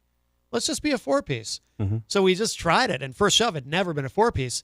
And it was kind of fun, actually. Yeah. I mean, it kind of changed the songs a little bit because he didn't have the 2 guitars, right? Yeah. But it sounded a little stripped down. I don't know. We all kind of liked it. We played a show, and it was like, oh, this is okay. We can do it this way for a while. Yeah, there's particular few songs, especially like where you kind of take the keyboard out of it. It definitely, like you said, strips it down and kind of gives it more of like a raw kind of feeling to it, and kind of brings it to a whole other place. Yeah. There are a few songs actually that Troy and Sean have kind of modified so that part of what the synth player would be playing is part of what they're doing. There you go.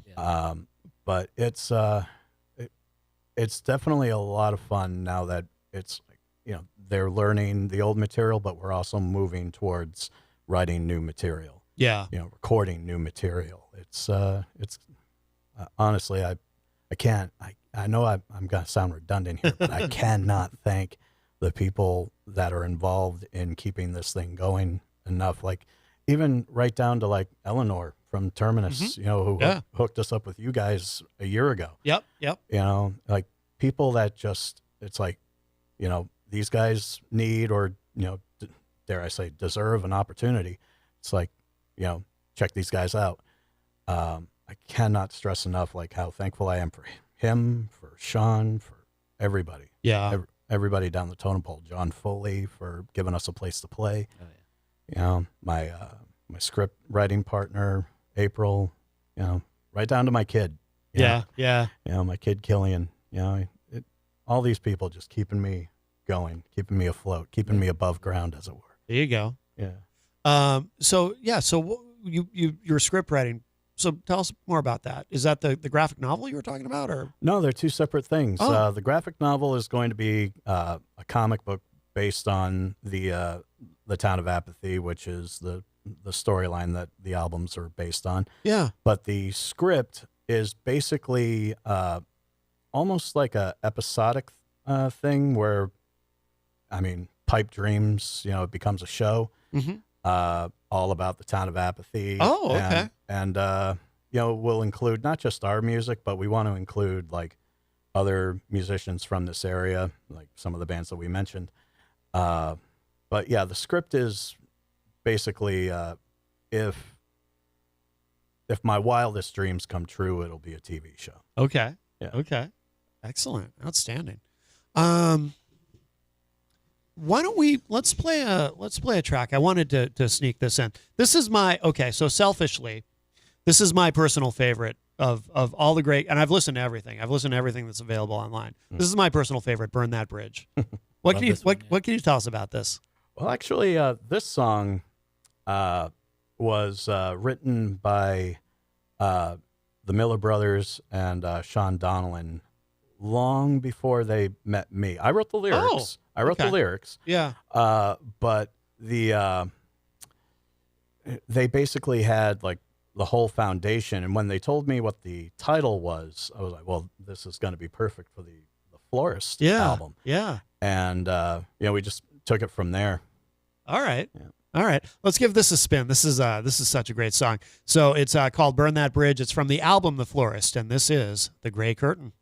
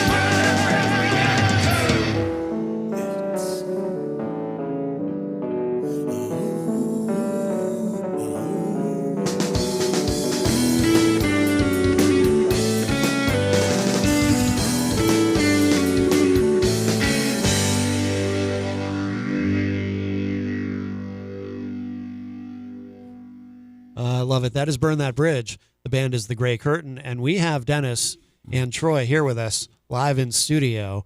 And that's my favorite Gray Curtain track. So but we should talk about, so I don't know how much you want to say about the future, what the next project is as far as music, but you want to talk about that? Well, as it goes right now, we got 2 songs that we're going to be tracking out for as singles, and do we want to?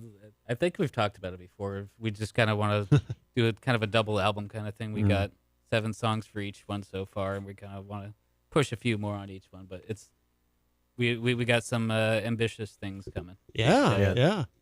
And again, what I absolutely love is anyone that's in this band always seems to have like this jolt of energy to do these stories with me. This next story is going to be about 2 assassins, essentially. Okay. And each story kind of interweaves as they're given.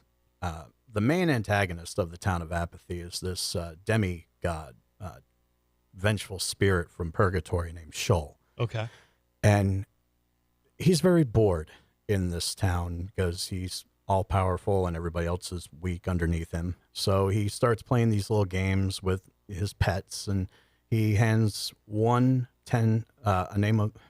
list of 10 names, and he gives another a list of 10 names and says, the first to kill every person on your list of 10 gets to leave this town, no strings attached. Okay.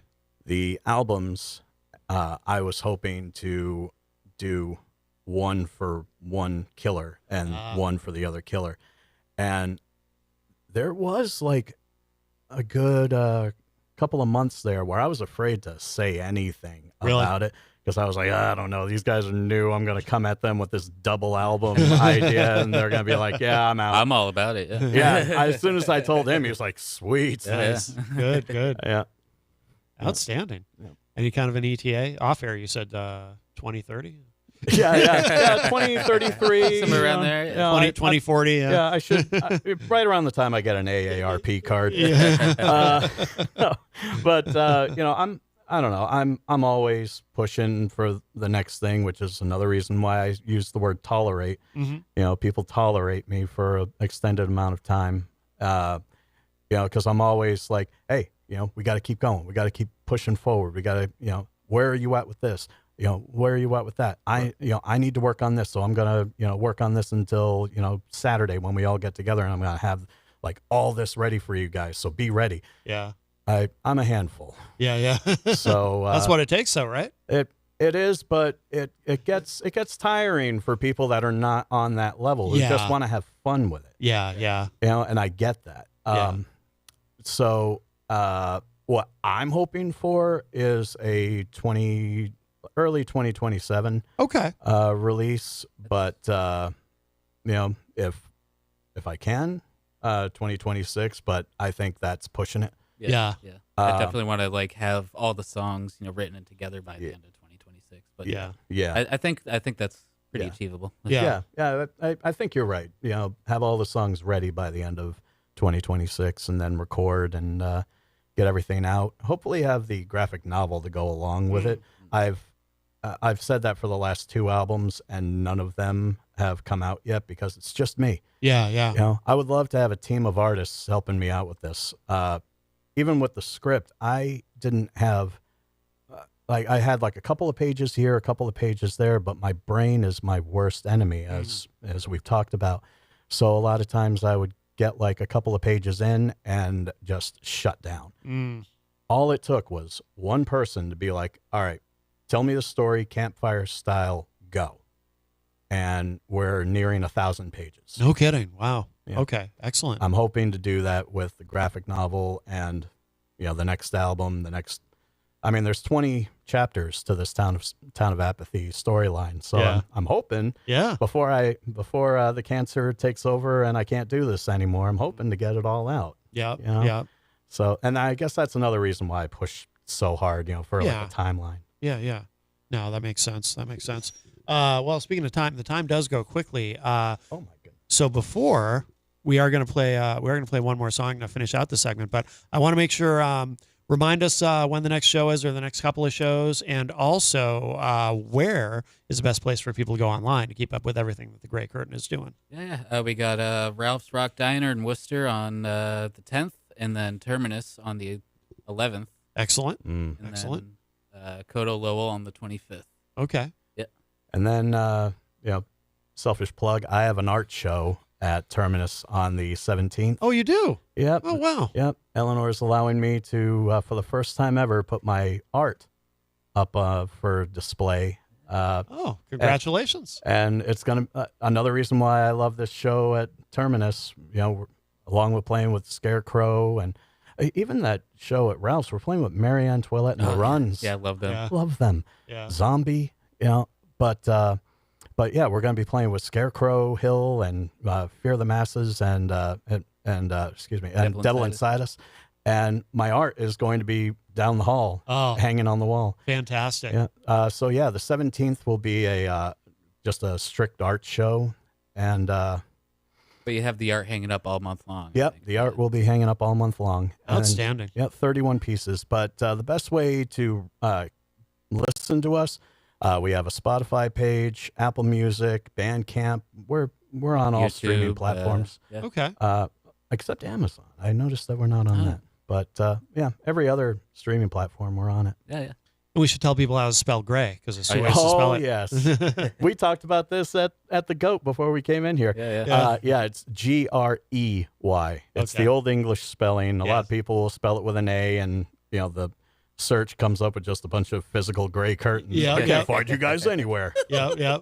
Yeah. That's one of the few words in the English language. You can spell it either way, and it's considered correct in American English. Yep. Well, very good, guys. Thank you so much. And we're going to close out the segment with, so we're going to call this Pee Drunk outside of bars leaving voicemails. That's not quite the actual title. I but can't apologize enough for that. No, nothing to apologize for. But people can figure out what the P word actually is. But it's anything we should know about this before we hear it, or basically,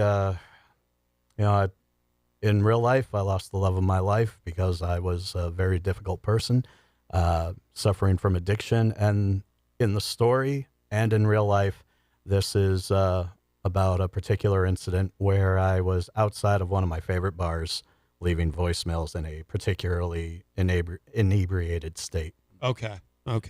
So we're going to close out with this. And if you are listening live on Saturday, coming up in the next hour, we've got Ryan Redwood. He's going to be joining us via WhatsApp from the UK, talking about his new single. And then in the final segment of the show, we have the Fods.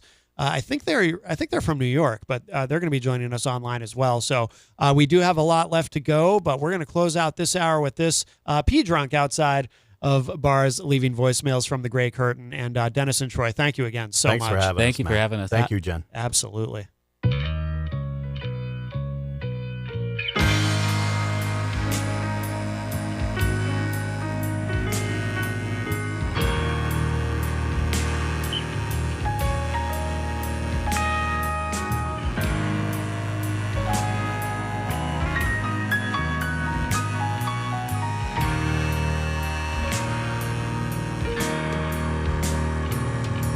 The moment of virtue is all gone. Now you say goodbye. The moment I hurt you, the moment that I lost my mind. You're like cinnamon, I'm a sour man. We clash when we're together, and this simpleton will understand. He fails with every endeavor. Oh, the needle calmed me down. The bottle, it held me dry.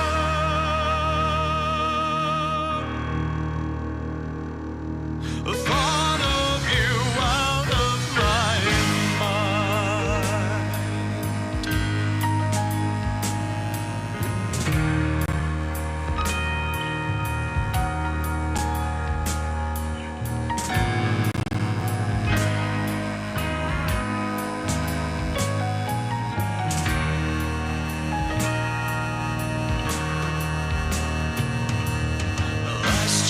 this redemption was feasible at one time, not now.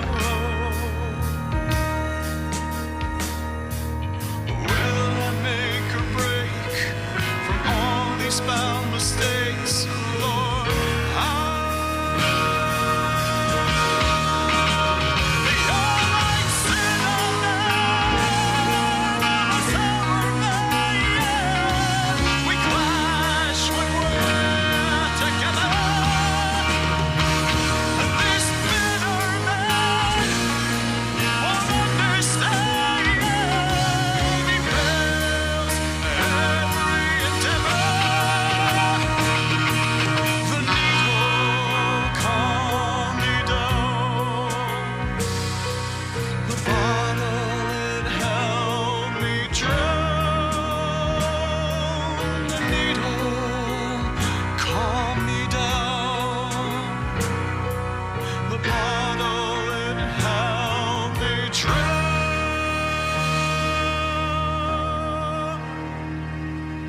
The thought of you out of my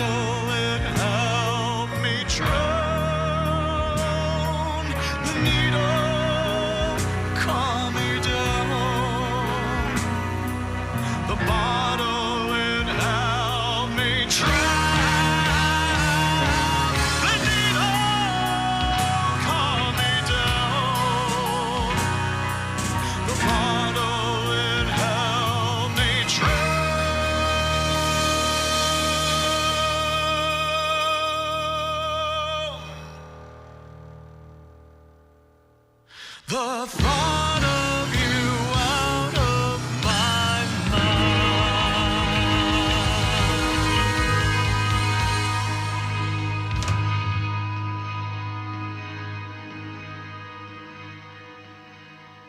This fall, the ballpark isn't closing for the season.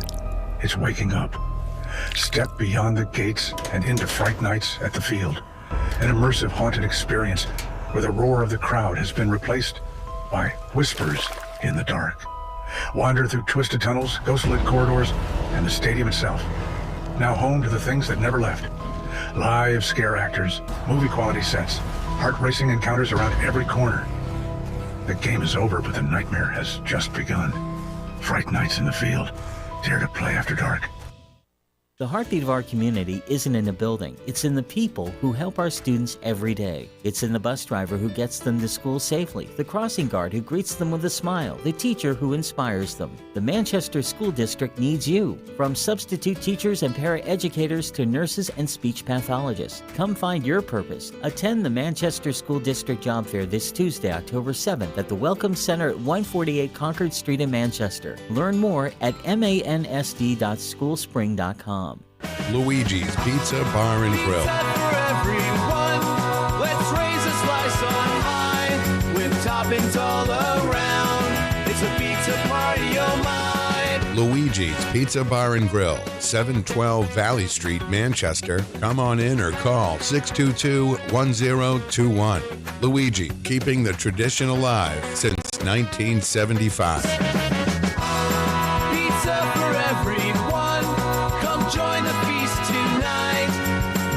slice and topping. Everything feels so right.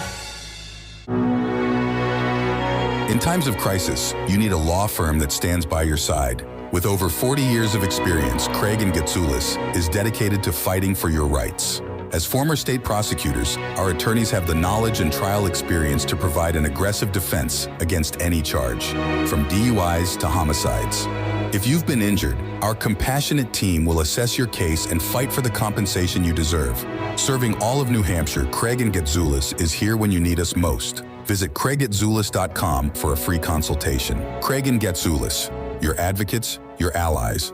Bring your kitchen to life with Queen City Cabinetry, located at 87 Elm Street in the historic Sunbeam Mall in Manchester. Open Monday through Friday, 9 a.m. to 5:30 p.m. and Saturdays, 10 a.m. to 2 p.m. They can be reached at 603-222-2007 or on the web at queencitycabinetrynh.com. Come see the possibilities. Queen City Cabinetry, another proud sponsor of WMNH. Hey everyone, this is Rob Azevedo, host of Granite State of Mind, and I want to tell you about Pembroke City Limits in the historic Suncook Village. PCL is an award-winning bar, restaurant, and music venue where there's live music 5 days a week and twice on Saturdays. Everything from blues, country, folk, funk, and a whole lot of jazz. We have 12 craft beers on tap dedicated to local brewers in the area and some of the friendliest bartenders around. Please come visit Pembroke City Limits at 134 Main Street in the historic Suncook Village, only 6 miles outside of Manchester. Open Tuesdays to Wednesdays, 4 to 10, Thursdays to Sunday, 11 to 10. Pembroke City Limits, where it's all about the music. Diz's Cafe is the place to put a smile on your face. Judy and the crew will take care of you. Bring your appetite and treat your taste buds right. Diz's Cafe is always a winning choice. Breakfast, lunch, or supper. Diz's Cafe at 860 Elm Street in downtown Manchester. Dine in, take out, or make a reservation. Call 603-606-2532. Eat, drink, and be happy. Diz's Cafe. When it comes to keeping WMNH on the air and your own personal or business computer needs, trust Groland Computers. Located on Elm Street in Manchester, Groland handles computer repair, virus removal, and custom-built systems. Are you looking for budget-friendly options? Check out our selection of fully inspected used computers. We offer tailored on-site solutions. No unnecessary expenses here. Visit Groland.com or call Groland Computers at 603-645-0101. Your tech, your way. Trust Groland Computers.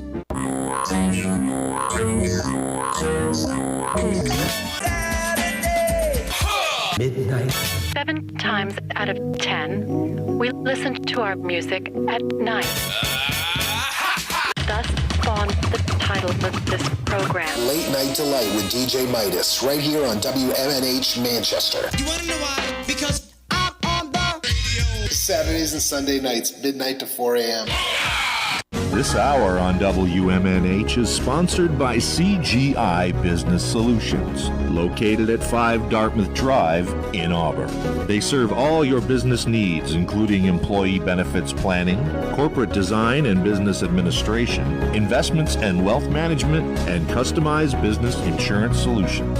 Their phone number is 866-841-4600 or on the web at cgibusinesssolutions.com. Behold the harmony of airwaves as you immerse yourself in the captivating frequencies of WMNH-LP, the sonic heartbeat of Manchester, transcending through the ether at 95.3 megahertz frequency modulation. Our transmissions emanate from the zenith of 1000 Elm Street. Venture into the heart of our creative realm at 119 Canal Street, where innovation and sound collide. We bear the imprimatur of Manchester Public Television Service in the venerable city of Manchester, New Hampshire, USA. Enrich your auditory journey with the depth of our licensed resonance. Dispatch your missives to WMNH953@gmail.com or traverse the virtual corridors of WMNHradio.org. Engage with our sonic vibrations by communing with us through the digital channels. Your radio beckons, eager to enthrall you with its mesmerizing cadence and envelop you in a symphony of boundless auditory wonder. WMNH, rip the knob off.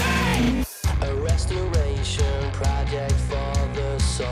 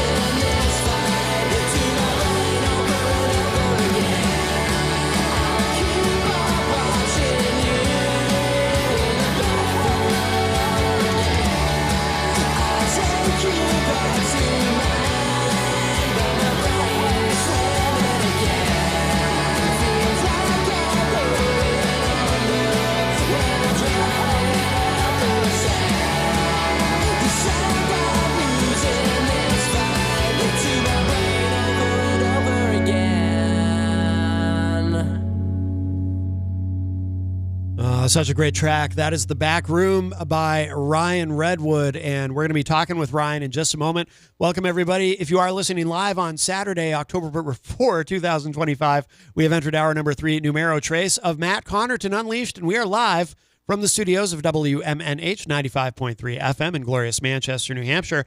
And Ryan returns. We had Ryan on the show recently to talk about his first single, Tomorrow, that we premiered on the show. And then we played The Back Room recently for the first time on American radio. Another great track. And I think Ryan is on the line with us via WhatsApp. Hi, Ryan. Hello, Matt. How you doing, mate? You okay? Yeah. Welcome back to the show. Thank you for being patient. I know we're running a little bit behind, but great to talk to you again. I love that song. So catchy. Thank you very much, mate. And thank you again for having me back on. Absolutely. Now, that song, what can you tell us about that song? Because it sounds like a dude watching a girl, that he's interested in and so forth. But I feel like there's some other things in there that you're kind of dealing with in the lyrics. So what can you tell us about that track?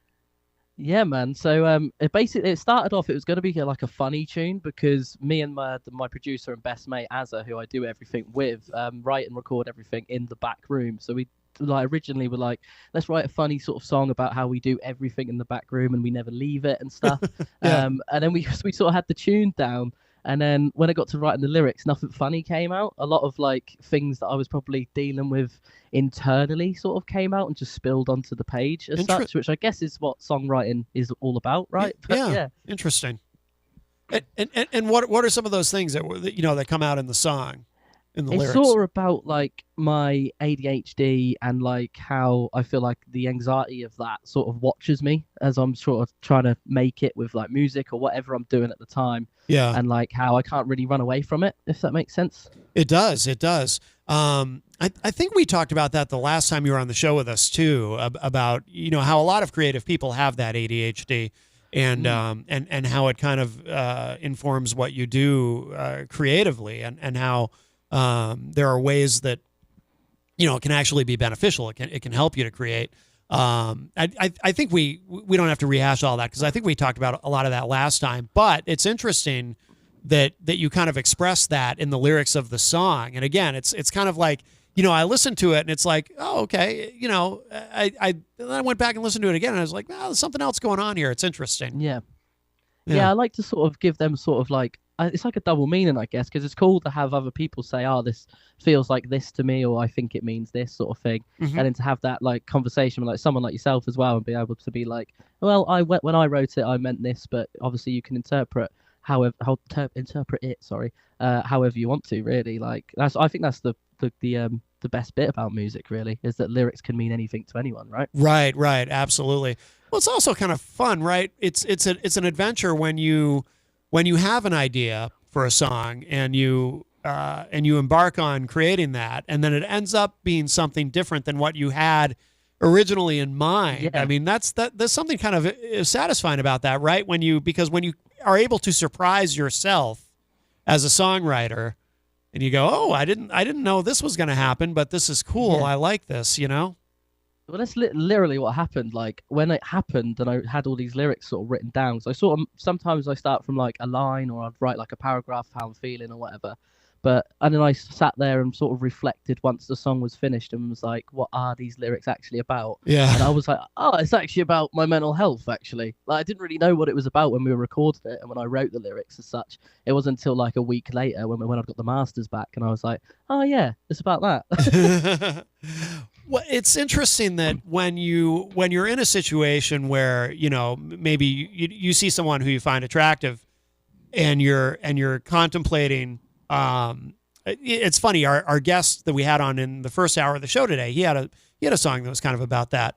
And you're contemplating on how you might be able to approach them, but it's at that moment that so often all those things that go on in your head that might be hindering you in some way. That's really one of those moments where all that comes out, right? Where you start, maybe doubting yourself, or, should I do this? Should I approach this person, or should I just watch them, I suppose, in this context, from the back room, right? Yeah. It's those moments where you start really questioning yourself and doubting yourself and all those things about yourself that maybe are a little different.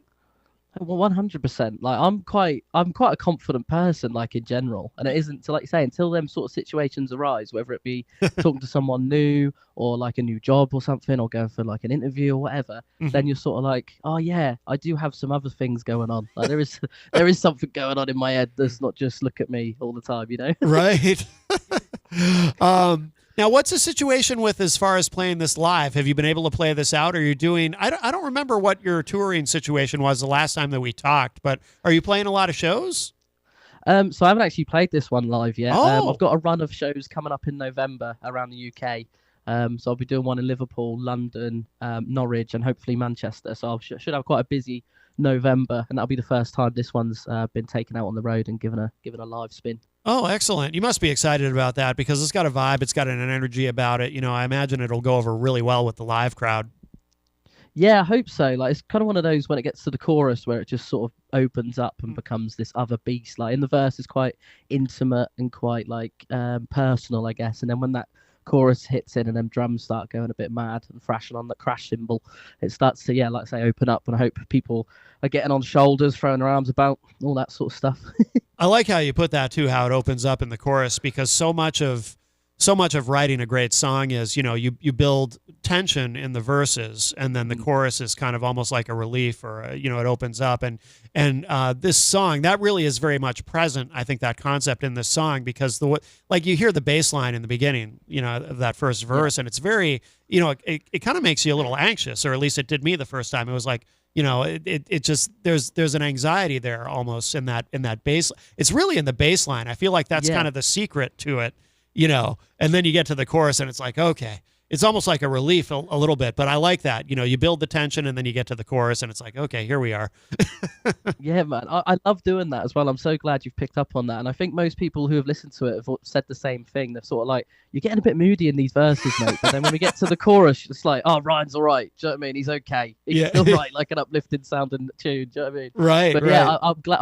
We do sort of try to do that on purpose, really, because I like you say, I like the tension and then the release you get when the chorus kicks in, for sure. Yeah. Now, are you getting airplay with this song over there yet, or what's that situation? It's been going down really well, mate. Good. I think it's probably gone down the best of any of my tunes ever have done, which is amazing. Great. A ton of radio stations have been picking it up over here, like you guys as well, absolutely backing it, and I love all that. It's been going down really well. Oh, that's outstanding. That's outstanding. And then now, are these songs going to be part of a full album, or do you have a full album, or what's the situation there?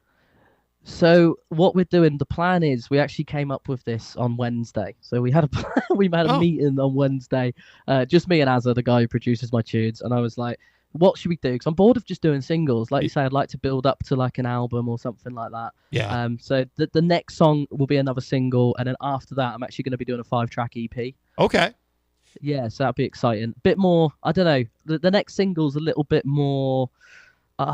Less moody, little bit more less moody. Okay. A little bit more uplifting. The lyrical content is still quite not dark, but still quite angry. A little bit of angst in there. Okay.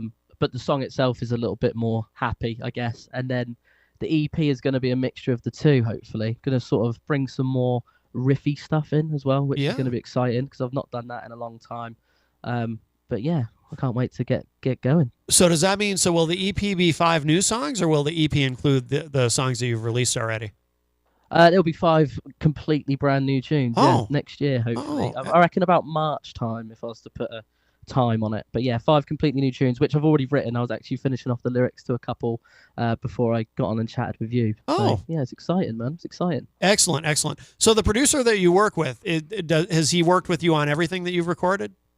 So he's worked with me on Tomorrow and this one, and obviously the next one, and he will be the producer going forward. I used to work with another friend of mine called Sam Wilson on my older tracks. I'm very fortunate to have a lot of very, very talented friends. Yeah. Because we're all from the same background and the same music scene. So it's really cool to be able to pull on people like that and be like, oh, come on, mate, let's go down the studio and sort of try to see what we can come up with, Yeah, that's fantastic. And then, so now when you play live, are you playing with a full band? So I'm hoping to be doing a full band soon, but at the moment I'm sort of doing them acoustically on my own. I will say, if anyone's listening to this and you want to book me, I'm not on a boring acoustic artist guy who stands in the corner and plays his songs. Yeah. I'm very larger than life. Come on then, let's pretend there's a band here and let's go for it, sort of thing. Nice, when I nice. play live. So yeah, we do it a variety of different ways, really. Sometimes, like the guy who produced my tune now, Aaron or Azza, he comes up on stage with me, does some tunes like in a duo setting. Okay. Sometimes I do it on my own, and then hopefully next year I'll be getting a proper live band sorted out, I reckon. Yeah, excellent, excellent. Yeah, it's a lot of work. Tell me about it, mate. It's a lot of work putting all that together.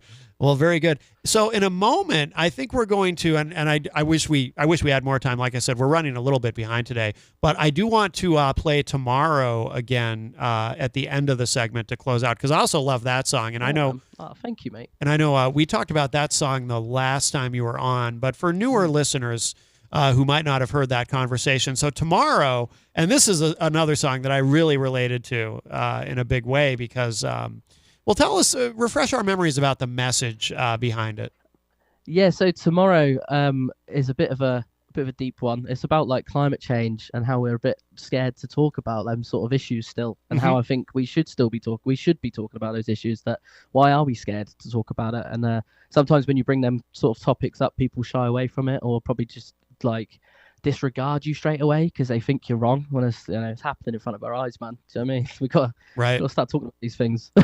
Right, exactly. Yeah, and you express that in the song. And it's funny. We're having right now here in New Hampshire, where we are in the U.S., we're about to have some 80-degree weather, and it's October, and that's pretty unusual. That's crazy.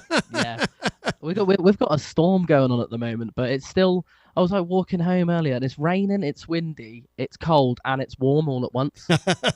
How was that happening? Yeah, it's crazy. Yeah, we're in a drought. We've got 80-degree weather in October. It's wild. And the political climate in the U.S. I mean, I won't get into it, but I'll just say, it's not going to get any better as far as addressing these issues. I'll just say that. I don't think it will over here, mate. So I think we're all in the same boat. I think we are. I think we very much are. Well, Ryan, so we will close out with that track. Before we let you go, though, where should people know about where to find you online to keep up with everything that you're doing and to get access to your music and all that? I'm basically available everywhere. Any social media, it's just at Ryan Redwood 58, and then Spotify is the same, just Ryan Redwood, or Apple Music, wherever you get your tunes. Yeah, just Ryan Redwood everywhere. Fantastic. Ryan, we will do this again when the next single is out. Please, let us know, let people know, and we'd love to give it another premiere. Probably have you back on to talk about it. And we love what you're doing. We're big fans. So keep up the great work. Thank you so much for the support, mate. I really do appreciate it. And yes, definitely next single, we'll be back. Let's do it. Awesome. Sounds good to me. All right, Ryan, we'll let you go. Thank you. Take care. Cheers, mate. Thank you very much. You got it. All right, that is the great Ryan Redwood, and we're going to close out this segment with this is the first single that we spun of Ryan's, and I really love this song a lot. Pay attention to the lyrics. It does matter. This is called Tomorrow.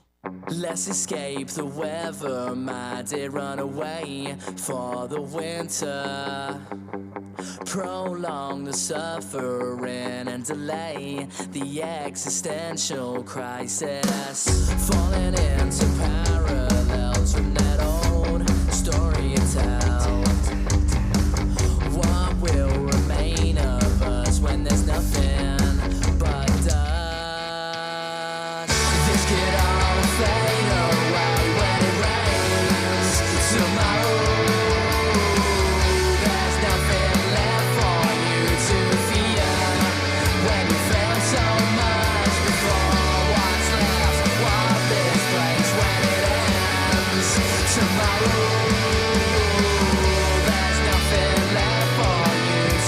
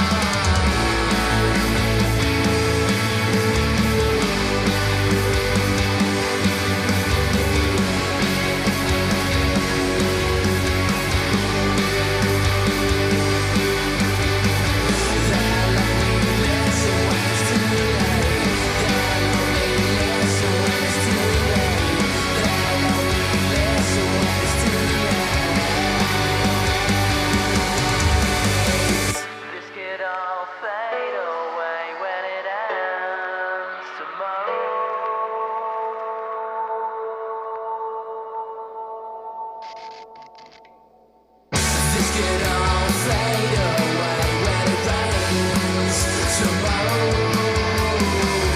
There's nothing left for you to fear when you failed so much before. What's left of this place when it ends tomorrow? There's nothing left for you to fear. It's all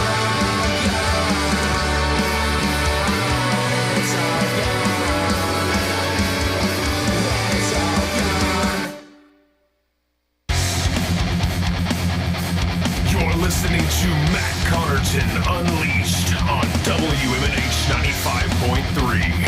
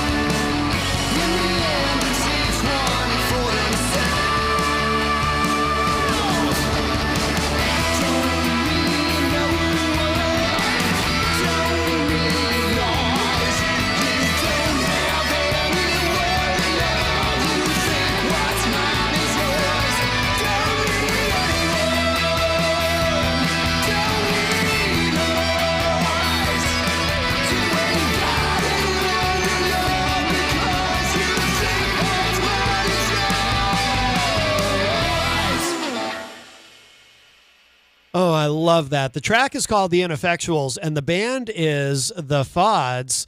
And, oh, that is so good. That is so good. And we've got Rob Critchley from The Fods on the phone with us via WhatsApp. Rob, are you there? I'm here, Matt. Can you hear me? I can. Yes, yes. Hey, I love Excellent. that. I love that song, and I've been anxious to talk to you. You sent us a couple songs. We're going to play the other one at the end of the segment. But I love the sound of the Fods. But now it's interesting though. So the Fods. Tell me if my perception is correct. Is it not so much a band, but more of a collective? Would collective be a better word? Because it seems it kind of changes and morphs. And tell us about the Fods.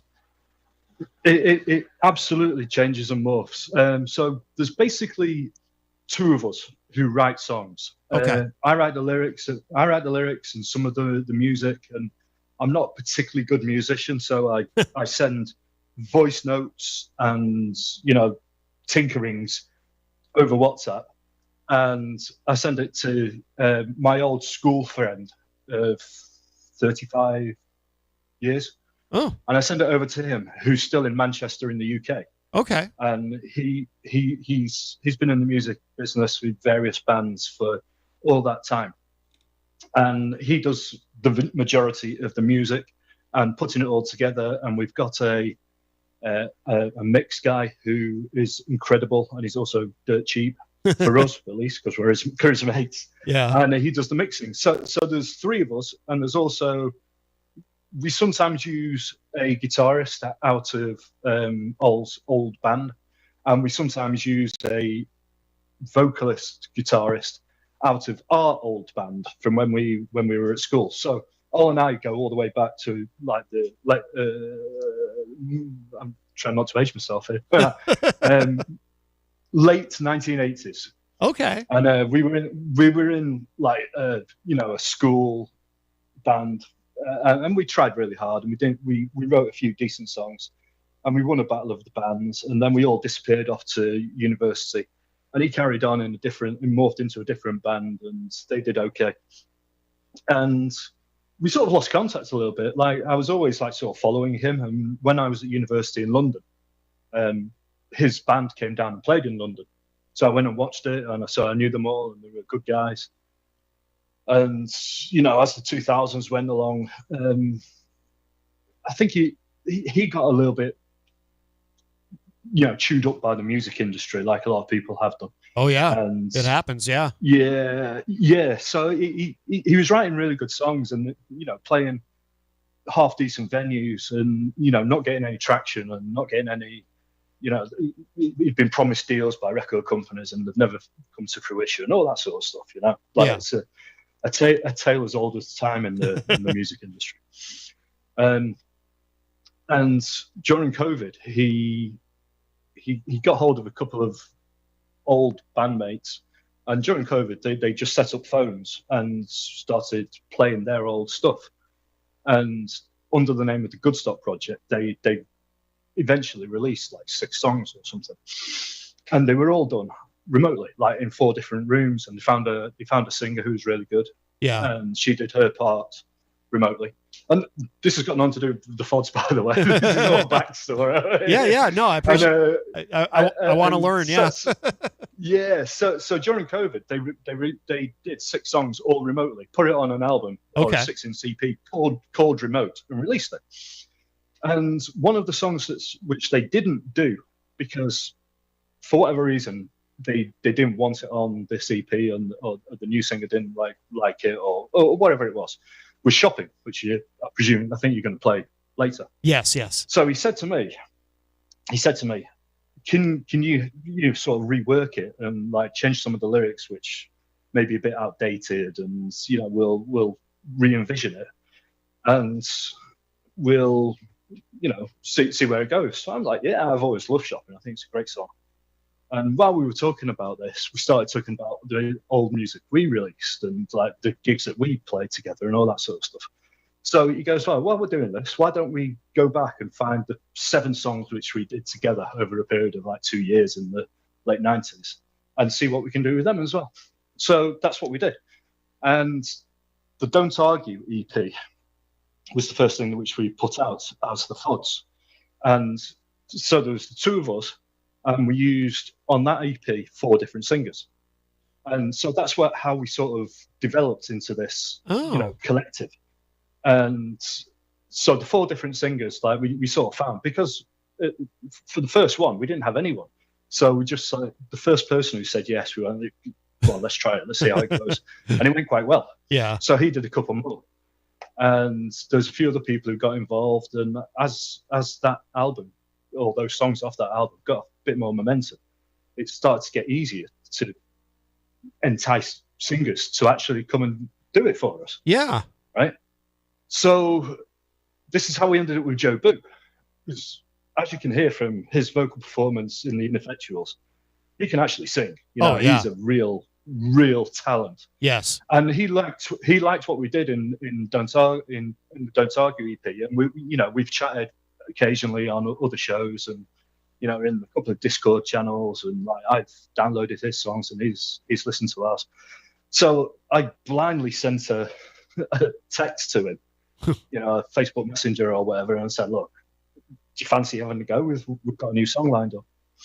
And he's like, yeah, give me a couple of weeks and then I'll be in. Just send me all the stuff over. And when I've got time, I'll have a look. So we sent him all the stuff over. And literally within 2 weeks, he'd sent back, vocals for it. And oh, wow. Wow, this is like, he's so much better than we are. And we're like, me and Al were like, okay, we've got to like really sort of think about what we're going to do here. Yeah. And we're going, right, the lyrics needs changing, and like it needs bumping up, and like, so we scrabbled around for a couple of weeks and sent him back something. And he's like, guys, this is brilliant. Like, this is coming together really well. And he sent it back, and we were like, wow, his vocals are even better on this version. Oh, that's great. So we did all this, and all these things which we are doing are all remote. So Joe's in Florida, I'm in Jersey City, and Paul's in Manchester in the UK. All these files and things are flying back and forth. And so eventually we got to a place where our music was getting close to what Joe was putting out, and his vocals are outstanding. He's done loads and loads of good stuff. Like, he's constantly I think that's all he does is collaborate. He's got like a couple of bands that he's getting a bit more serious with. Okay. But like he's a collaborator, and he's been on loads of people's and songs, and people should check him out because he's outrageous. Yeah.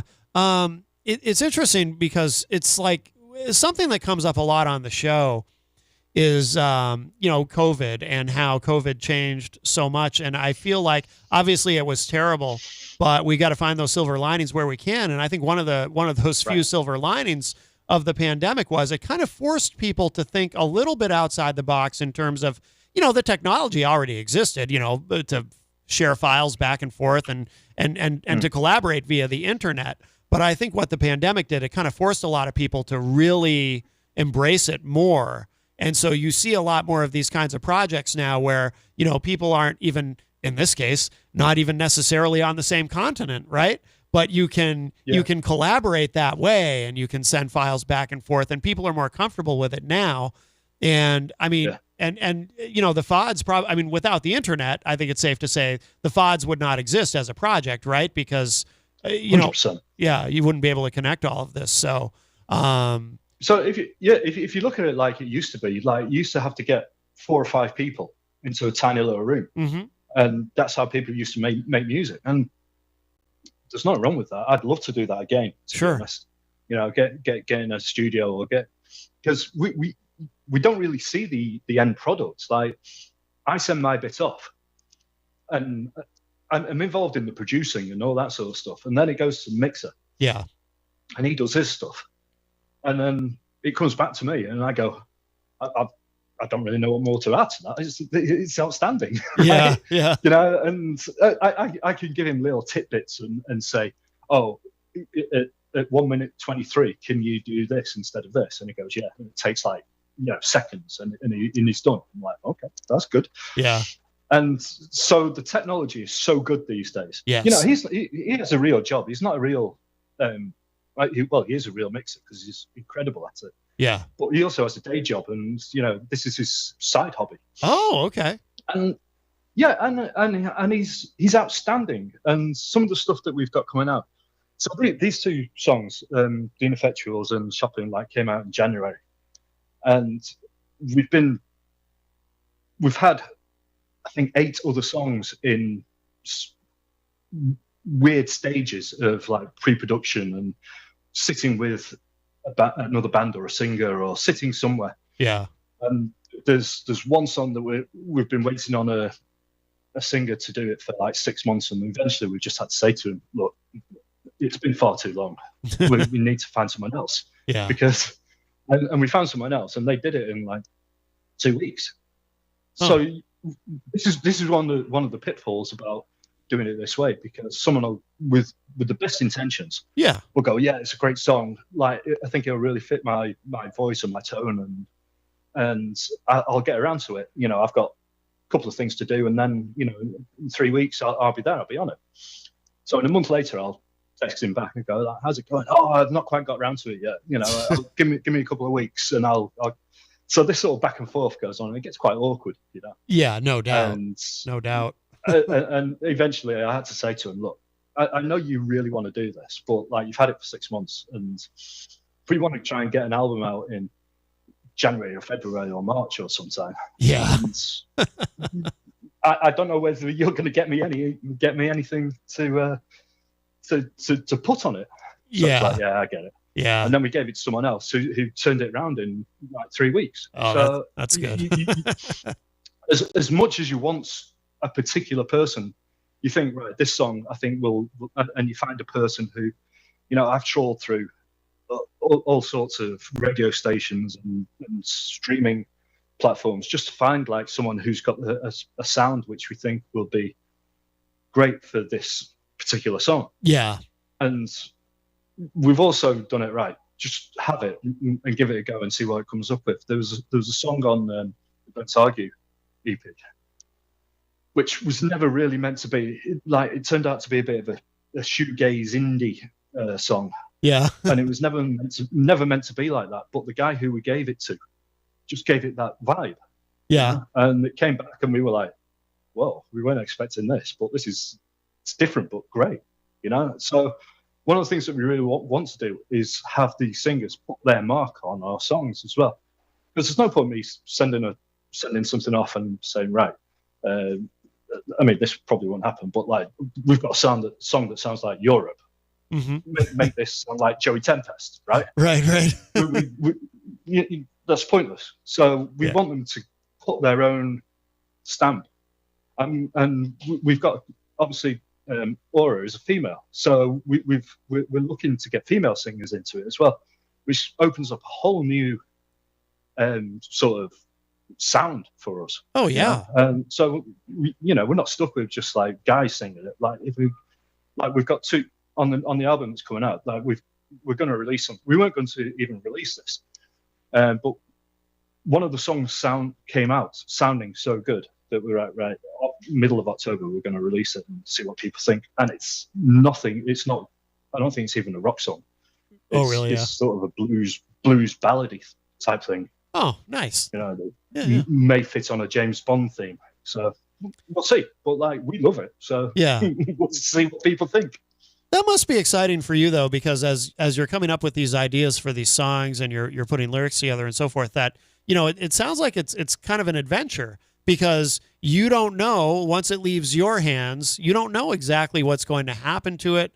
And obviously, you know, you've got to approve whatever happens to it. But with working with these different singers, you don't know until it happens what kind of a stamp they're going to put on it. And that just must be very exciting, I would think. You know, that it's exciting, and it's also quite frightening as well, because like you say, you just don't know. So it's a huge step into the unknown. Yeah. So we're like, right, there's a song that I wrote, and I was listening to a bit more dancey type stuff, and I was like, I'd love us to put out something, because we don't tend to stick to one genre. Yeah. I'd love to put out something a little bit more dancey, like with a bit of a boogie feel, you know, sort of like that. And I wrote these lyrics. It's a song called Fuel, and hopefully it'll be out around Christmas or New Year. Okay. And I wrote it, and it's called Fuel. And I was thinking about, like, you know, maybe a bit hedonistic and, you know, dancing at 5 o'clock in the morning and all that sort of stuff. Yeah. And the way it's turned out is like I don't even know what the term for it is. It's like sludge. like stoner metal. Oh, like okay. That. Interesting. So it's gone into a totally different like genre and spectrum. And I never thought it would be, but it's brilliant.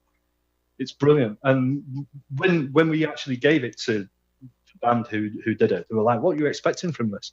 And I explained this to them. Yeah. And they were like, "Right, just leave it with me. I've got this." Okay. And he came back and he's done a vocal and he's also done a guitar solo for it. And if someone said to me, I wrote it, 18 months ago, and if someone said to me 18 months ago, you'll have this 5.5 minute long type thing, Yeah. It goes on like that. And I'll be like, oh, okay, that's cool. But so even writing the lyrics, you don't know where it's going to go, and you've always got something, in your mind slightly. Yeah. But, who knows? Yeah. No, that's really cool. And so where should well, actually, a quick question: what does the name mean? Where does it? You probably get this question a lot, but what is a fod? Right. So if you listen to me, I've got a bit of an accent, right? Yeah, I'm from a place called Warrington in Cheshire, which is just outside of Manchester in the UK, and we all sort of grew up there. And Warrington is like one of these. It's like an old mill town, and they used to mill wire in the factories in Warrington. Yeah. And everyone, my accent is not too bad because, and I say bad in a broad. That's the right word. Sorry. Yeah. Because I went to university in London, and then I've been over, and I was down there for 10 years, and then I've been over in the States for another 10 years. So whatever accent I had sort of mellowed. Sure. But if you're from Warrington, you say things in a particular way. Okay. And our guitarist is from a place called Orford in Warrington. Okay. And if you say Orford in a Warrington accent, you say Orford. Oh. So, yeah. See where I'm going? I do. So we've dropped the or off, and so basically, if you say it right, we'd be the Orfords. Gotcha. But now we're just the Fods. Gotcha. So it's a shortened version of Orford, said in a Warrington accent. That makes sense. Well, Rob, unfortunately, the time goes quickly, and I want to make sure we get this last single in, Shopping. But we'll have to have you back soon. It's definitely when the next single is ready. We'll have you back, and we'll book a longer block of time because I'd love to talk to you more. But no, that sounds great. The new single, I'll drop it over to you as well. Oh, wonderful! Is very much enough, and it's out on I think October 17th. Oh, okay. Great. So I'll drop that over to you, and you can have a little preview for it and have a little listen and see what you think. But oh, awesome! I would love to get on with you again. Whenever's good for you, to be honest. Yeah, great. No, that'll give us an excuse to get you booked again quickly because I do want to have a longer conversation with you. But we're gonna spin this track Shopping, and this is with Ora Davis on vocals. Correct. Yes. Okay. I found her when we first started looking for people, and I never thought she'd give us a shot either. Yeah. But people are generous with their time and generous with their talents, and we're grateful for all the people that we've worked with, and we hope they've had a good experience with it as well, because we've got something really good out of all this experience, and everyone that we speak to, it seems to, but people are nice and may not tell us the truth. Yeah. Gotcha. All right, Rob, we will let you go. We're going to spin this track, but thank you so much for joining us. And yeah, we'll have you back on soon for sure. Sounds good. I appreciate it, Matt. Thanks very much. All right, you got it, Rob. Thank you. Bye-bye. All right. Speak to you soon. Bye-bye. Bye-bye. All right, that's Rob from the Fods. Let's give this a spin. I really love this too. I love their sound.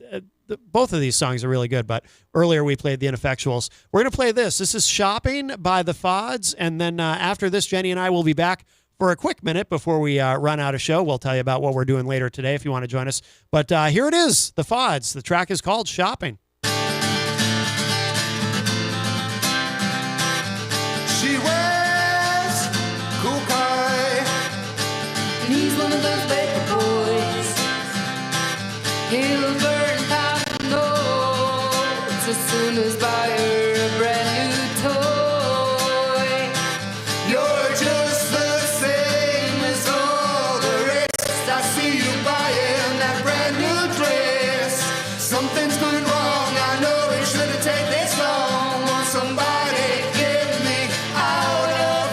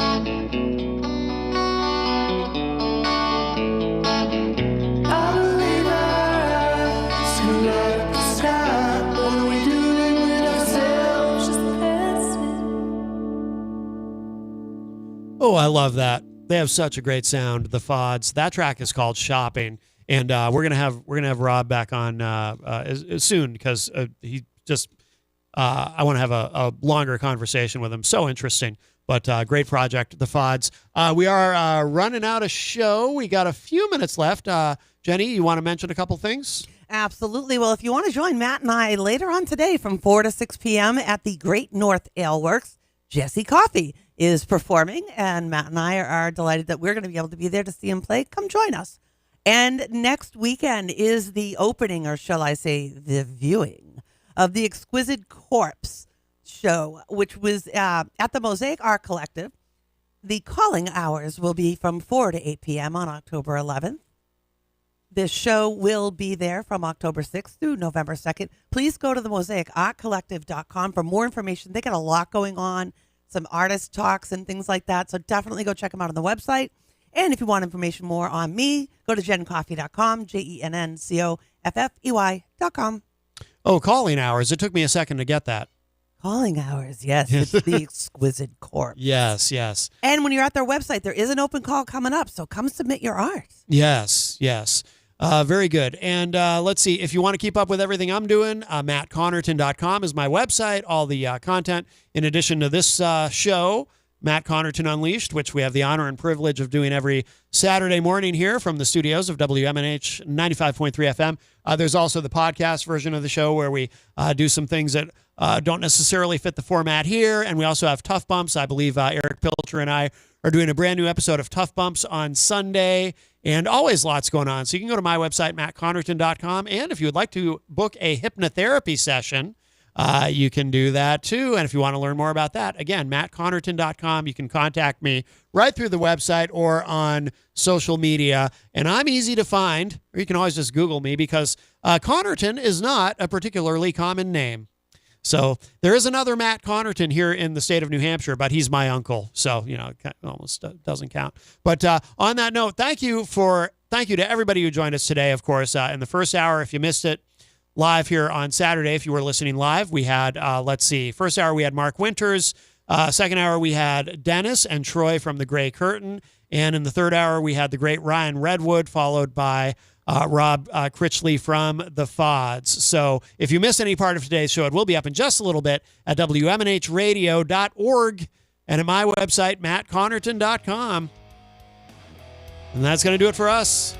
We're out of here. We'll talk to y'all a little bit later. Bye, everybody. Bye-bye.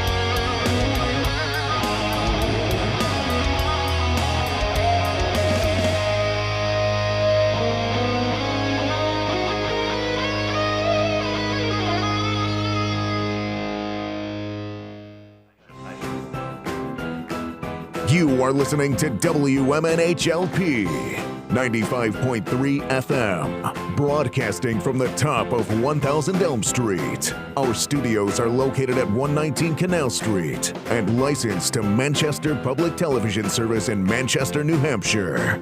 Contact us by email at WMNH953@gmail.com or through our website at WMNHradio.org. It's noontime in Manchester. It's you, the music, and Stafford's World.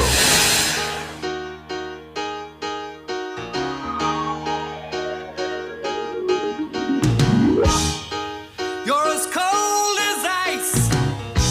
You're willing to sacrifice our love.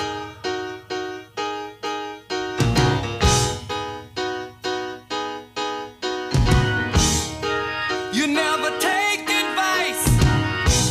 Someday you'll pay the price. I know. I've seen it before. It happens all the time. You're closing the door. You leave the world behind. You're digging for gold. You're throwing away a fortune and feelings, but someday you'll pay.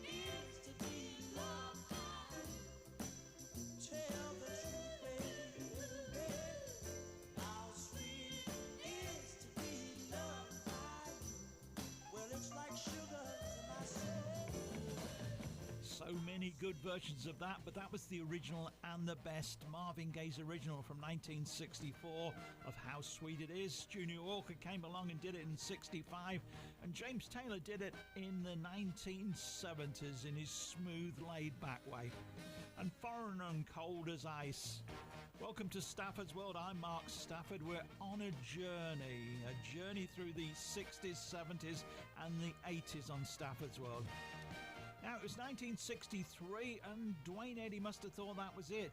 His final top 30 hit of the 1960s was to be Boss Guitar, and then he waited, and he waited, and he waited. Nothing much happened until 1975, when he scored this out-of-the-blue hit in Britain with a comeback single.